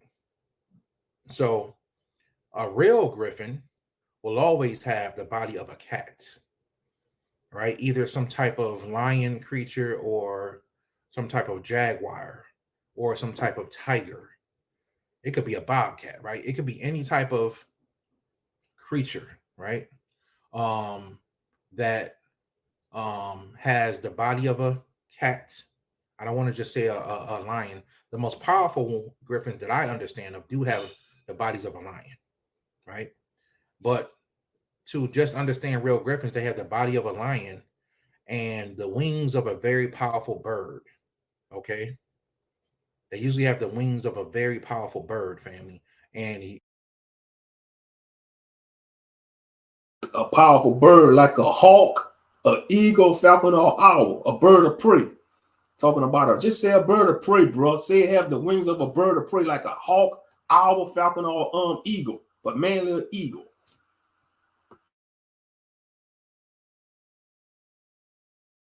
99% of the time it's the wings of an eagle. Okay, I don't think I've ever seen a griffin with any other type of wings. So once again, to help you guys understand, a true griffin will always have the body of um a true pure griffin, right? Will always have the body of a cat.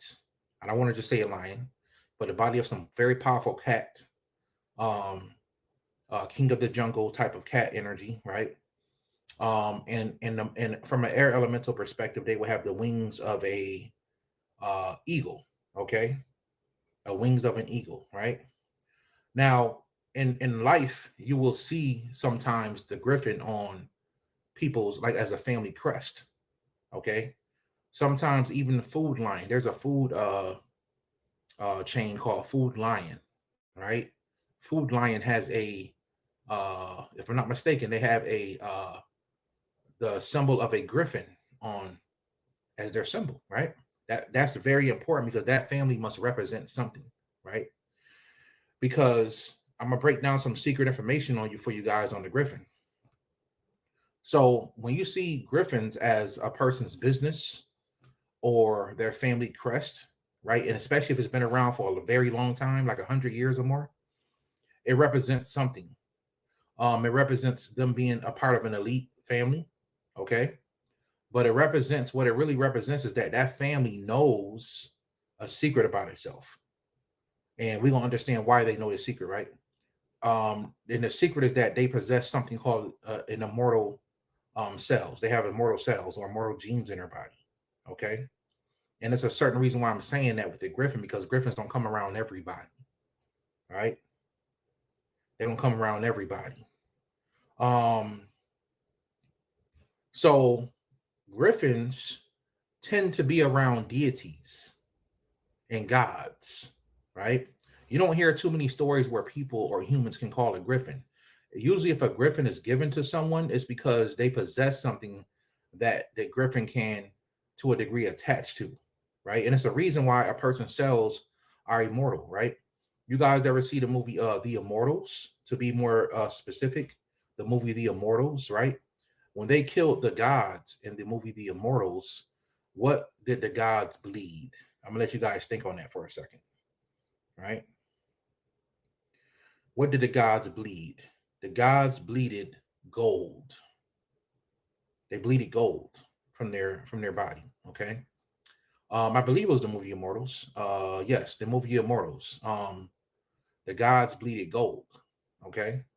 So, and you will see this in other movies where the gods would actually bleed. They will have gold coming out of their bodies. Um, that's very important to understand. Okay. Very, very important to understand. You will see in many movies that the gods will bleed gold, the color gold, right? The color gold blood is a representation of immortality.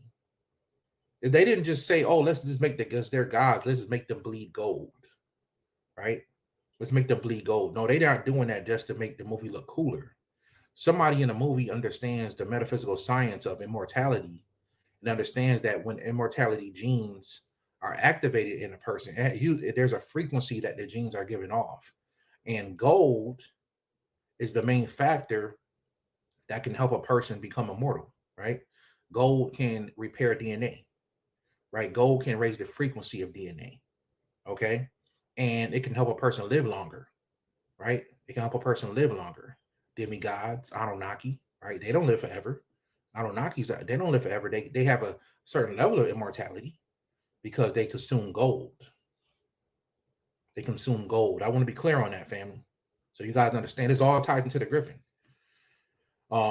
They consume gold. So it's very important. So when you see the food chain, Food Lion, somebody who owns that company, they didn't just pick the griffin for no reason.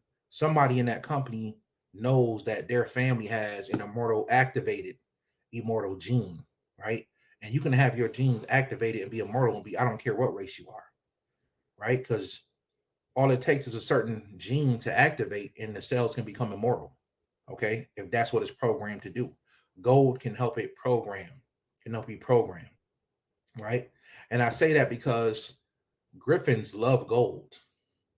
They are obsessed with gold, probably even more than dragons. And griffins can actually smell and they actually can sense gold. Okay, so um, if you're not an immortal, 9 times out of 10, a griffin ain't coming around you unless you have an offering of gold.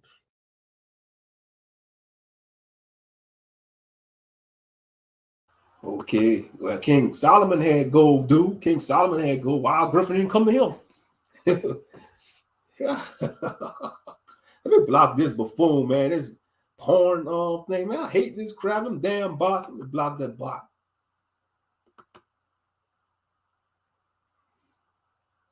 Okay, let me see. He's definitely allowed to believe in what he wants, but he has to see that any of these things with his own eyes, like we have seen all these curses be right upon and everything come to pass as it is written. You know? You know, he said the griffins hang around gods and deities. Man, you never know. The Most High probably might have some griffins flying around him. That'd be epic, man. You know, because the Most High is powerful, man. A griffin should want to serve the Most High. A griffin and a dragon should want to serve the Most High. You know, give him some respect on the Most High name. You know, anything is possible with the Most High. You know. Even though the Bible don't mention griffins and you know, like them creatures and stuff, but I think if he wanted to, he could summon a griffin to hang around him, you know, just for decoration, like how he got the powerful angel saying holy, holy, holy. He have them griffins and dragons saying holy, holy, holy too. Yes, indeed.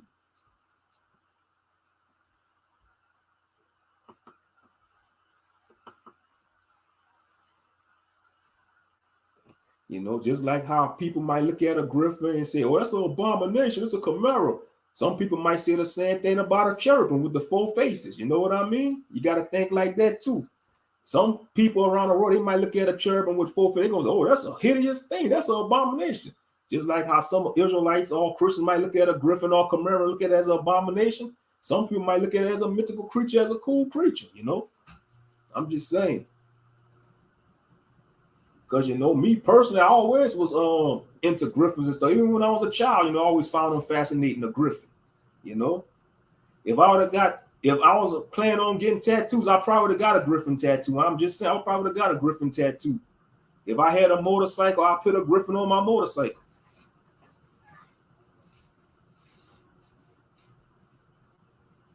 You know, to me, it represents majesty. It represents something powerful, you know.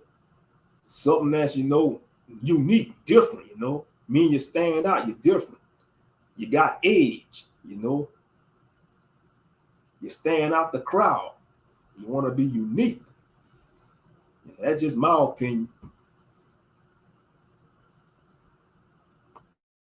But all praise to the Most High for this truth, because I don't have any tattoos. Because man, I probably have been so tatted up. I tell y'all that many times.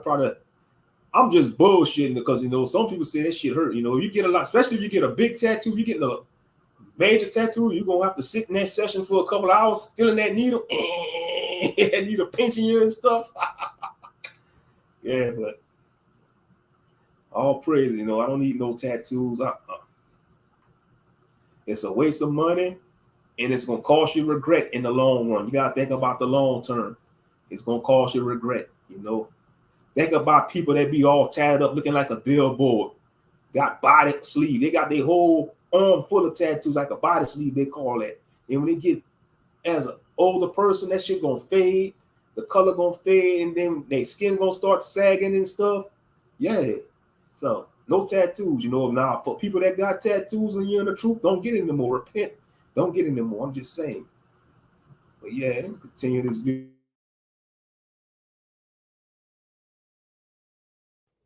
You have something of gold to make a griffin come around you. Besides that, a griffin ain't coming around you. They don't come around regular people. If a griffin is given to you as a gift, and the griffin won't even come around you unless there's a aspect of your cells or your body that's immortal. You don't have to be a full immortal, right? You can be a partial immortal, what they call. Well, ain't no griffin coming around us, Israelites, because we stiff-necked. Ain't no griffin. There ain't no griffin coming around us because we don't got gold. We under the curses of Deuteronomy 28. Most of us, we downtrodden, we broke. So basically, a griffin, they want to be around a high-value human. A high-value human. And they don't want a high-value human with money. They want gold. They want the gold.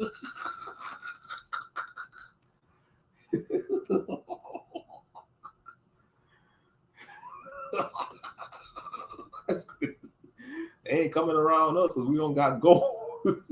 That's letting you know, man, that monopoly money ain't the real deal, man. Gold and silver is the real money. Like the coins, the gold and silver.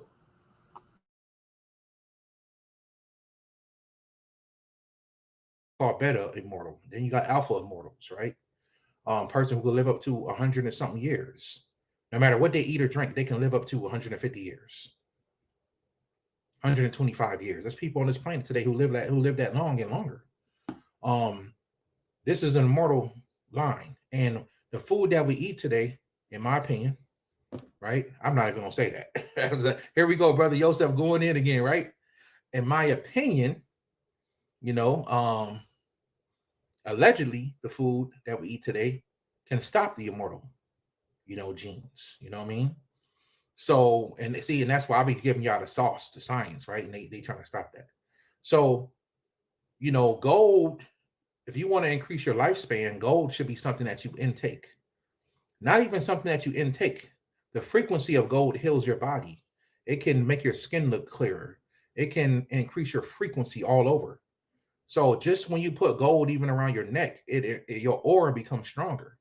Your aura gets cleansed. Your aura becomes more vibrant. Okay, just from wearing gold or having gold on your wrist or in your ear. So there's a certain reason why the pharaohs would have gold, right?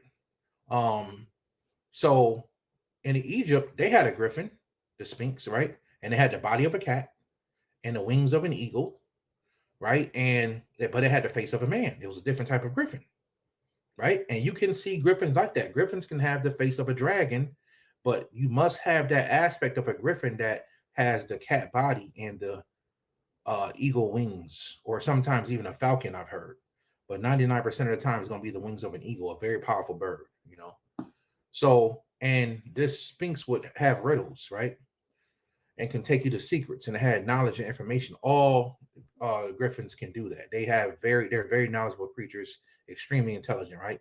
So, griffins are known to lay eggs in a gold, right? A nest. So if you saw a griffin in real life, it's going to have a nest somewhere that's made out of gold. And it lays these eggs in a golden nest, right? So they know how to find gold and literally make a nest out of it. and they will literally won't even lay their eggs unless it's inside of a golden nest, right? So they sleep around gold. They love gold. So if you ever come across a griffin in the spirit world, God bless you. If you come across one in the physical world, pretty much what it is, family, is you're going to have to I can guarantee the griffin can lead you to gold. That's what it's about, right? And they won't even come around you. I don't care how nice you are, how much you beg them, unless there's gold involved, right? Unless there's gold involved. So they are very big on that. Be like, Mr. Griffin, can I get your autograph, Mr. Griffin? No, you petty human. No. Leave me alone, you feeble human. For I'll flap you with my wings.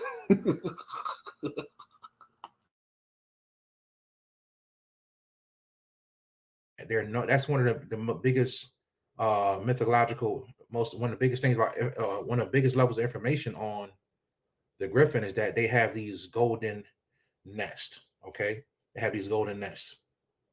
So activating the DNA and becoming immortal on a certain level is very important. But you may be able to attract a griffin in the spirit world if you pretty much if you can create an altar for a griffin. If you're going to create an altar for a griffin, you don't need much, the 4 elements, of course. But if you're going to, you just can't find a gold nest laying around. And they don't play the fake stuff. So you can't do no stuff where you spray it look like gold. If you're going to do it, family, I recommend you getting a nest, a regular branch nest, right? And I recommend you pounding as much gold leaf, 24 karat gold leaf around that nest to make it gold. That's what I recommend you do if you want to create an altar for a griffin. And the reason why I would say I would recommend to create an altar for a griffin, because griffins can be very powerful for protection. All right. And that's the main thing they're known for as far as protection. Right. So if you get one, you have a very powerful protective entity around you. Right. So you just can't pray to a griffin and hope that it comes around you. You got to have gold as an offering, or some type of gold nest, or you must have an immortal gene, right? They don't just come around anybody, okay? Unless a very powerful magician can program a griffin to do that, I don't know of any that has done that before, but usually griffins are given as gifts to humans. And if a magician or a wizard has one, usually that magician or wizard that magician or wizard has an immortal gene, okay, which is very important if you're dealing with the griffin, okay. So the griffin is very powerful. I wanted to give you guys a one-on-one idea of what the griffin is and how it works. And when you see these family crest, there's tons of them out there, especially ancient old Europe and old in the Middle East, especially in the Middle East as well. You'll see these griffin. Man, in the Middle East has a lot of family crests and a lot of rings and things like that has these griffins on them, right? Very, very powerful family, and that's a royal family. That's a family that is an elite to a certain extent, right? And if you see an old trust and somebody has a stamp on that trust and it has a griffin and it's like 100 years old, somebody probably know that their family carries a certain bloodline. A lot of us carry that immortal gene. We all have it in us, but a lot of ours are not activated unless we've done the work to activate it. You know what I'm saying? So yes, family, that's what a griffin is. I wanted to get on here and explain that to you. I thought it'd be a good video to do to kind of start out my new channel. So I hope you guys enjoy it. And like I said, subscribe to the channel, family.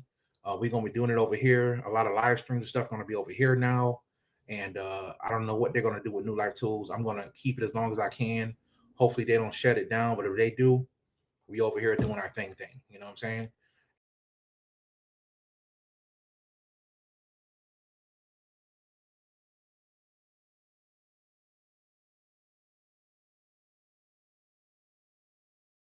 Why I haven't done a lot of videos, because they keep shutting me out. So for the past month, I've been getting strikes and violations. I'm like, what is going on? So that Mercury retrograde. Hey, YouTube. And I was. And YouTube, man, if they shadow banning him, that's crazy. They shadow banning him. He talking about new age stuff. Not just to show, it don't matter if you're a black person talking about anything on YouTube, they're gonna shadow ban you. They race his asses. YouTube full of shit, man. He talking about new age stuff, and he still shadow banning them. But yeah, it's crazy. Talking about they ain't gonna come around you unless you got gold. But yeah, I'm gonna go ahead and get off of here, man. We hit 3 hours, man. Y'all take it easy, man. I'm gonna go ahead and shut it down for the night. Y'all get y'all some rest. Y'all enjoy the rest of y'all night, man. It's been another edition of Real Talk with Moshe. Like I say, I'm good. I'm feeling good now. Like I said, earlier I had a little rough day. Like I said, but now I'm all right now. All praises, Got a good few laughs in tonight. But yeah. I'll catch y'all on the next one, family. This has been another edition of Real Talk with Moshe, But like I said, just take it, you don't have to believe in this information, I can look at it like entertainment, because we know what we stand at in our faith, we know what we stand for,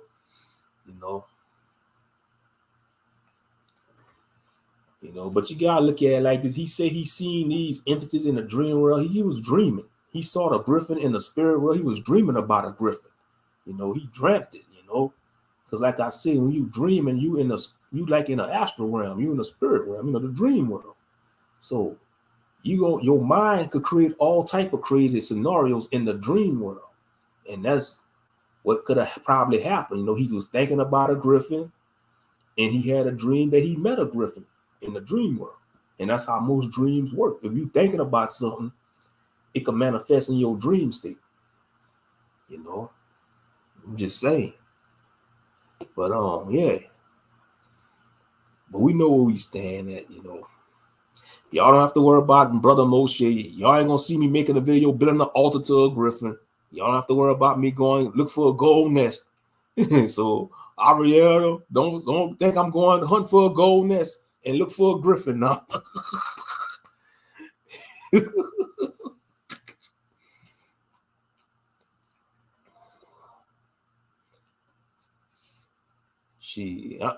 Hell no. Even if I would have saw one in real life, I think the griffin would tell me you don't want to hang out with me because the government gonna come after you and they gonna want to try to take you away. And that is true.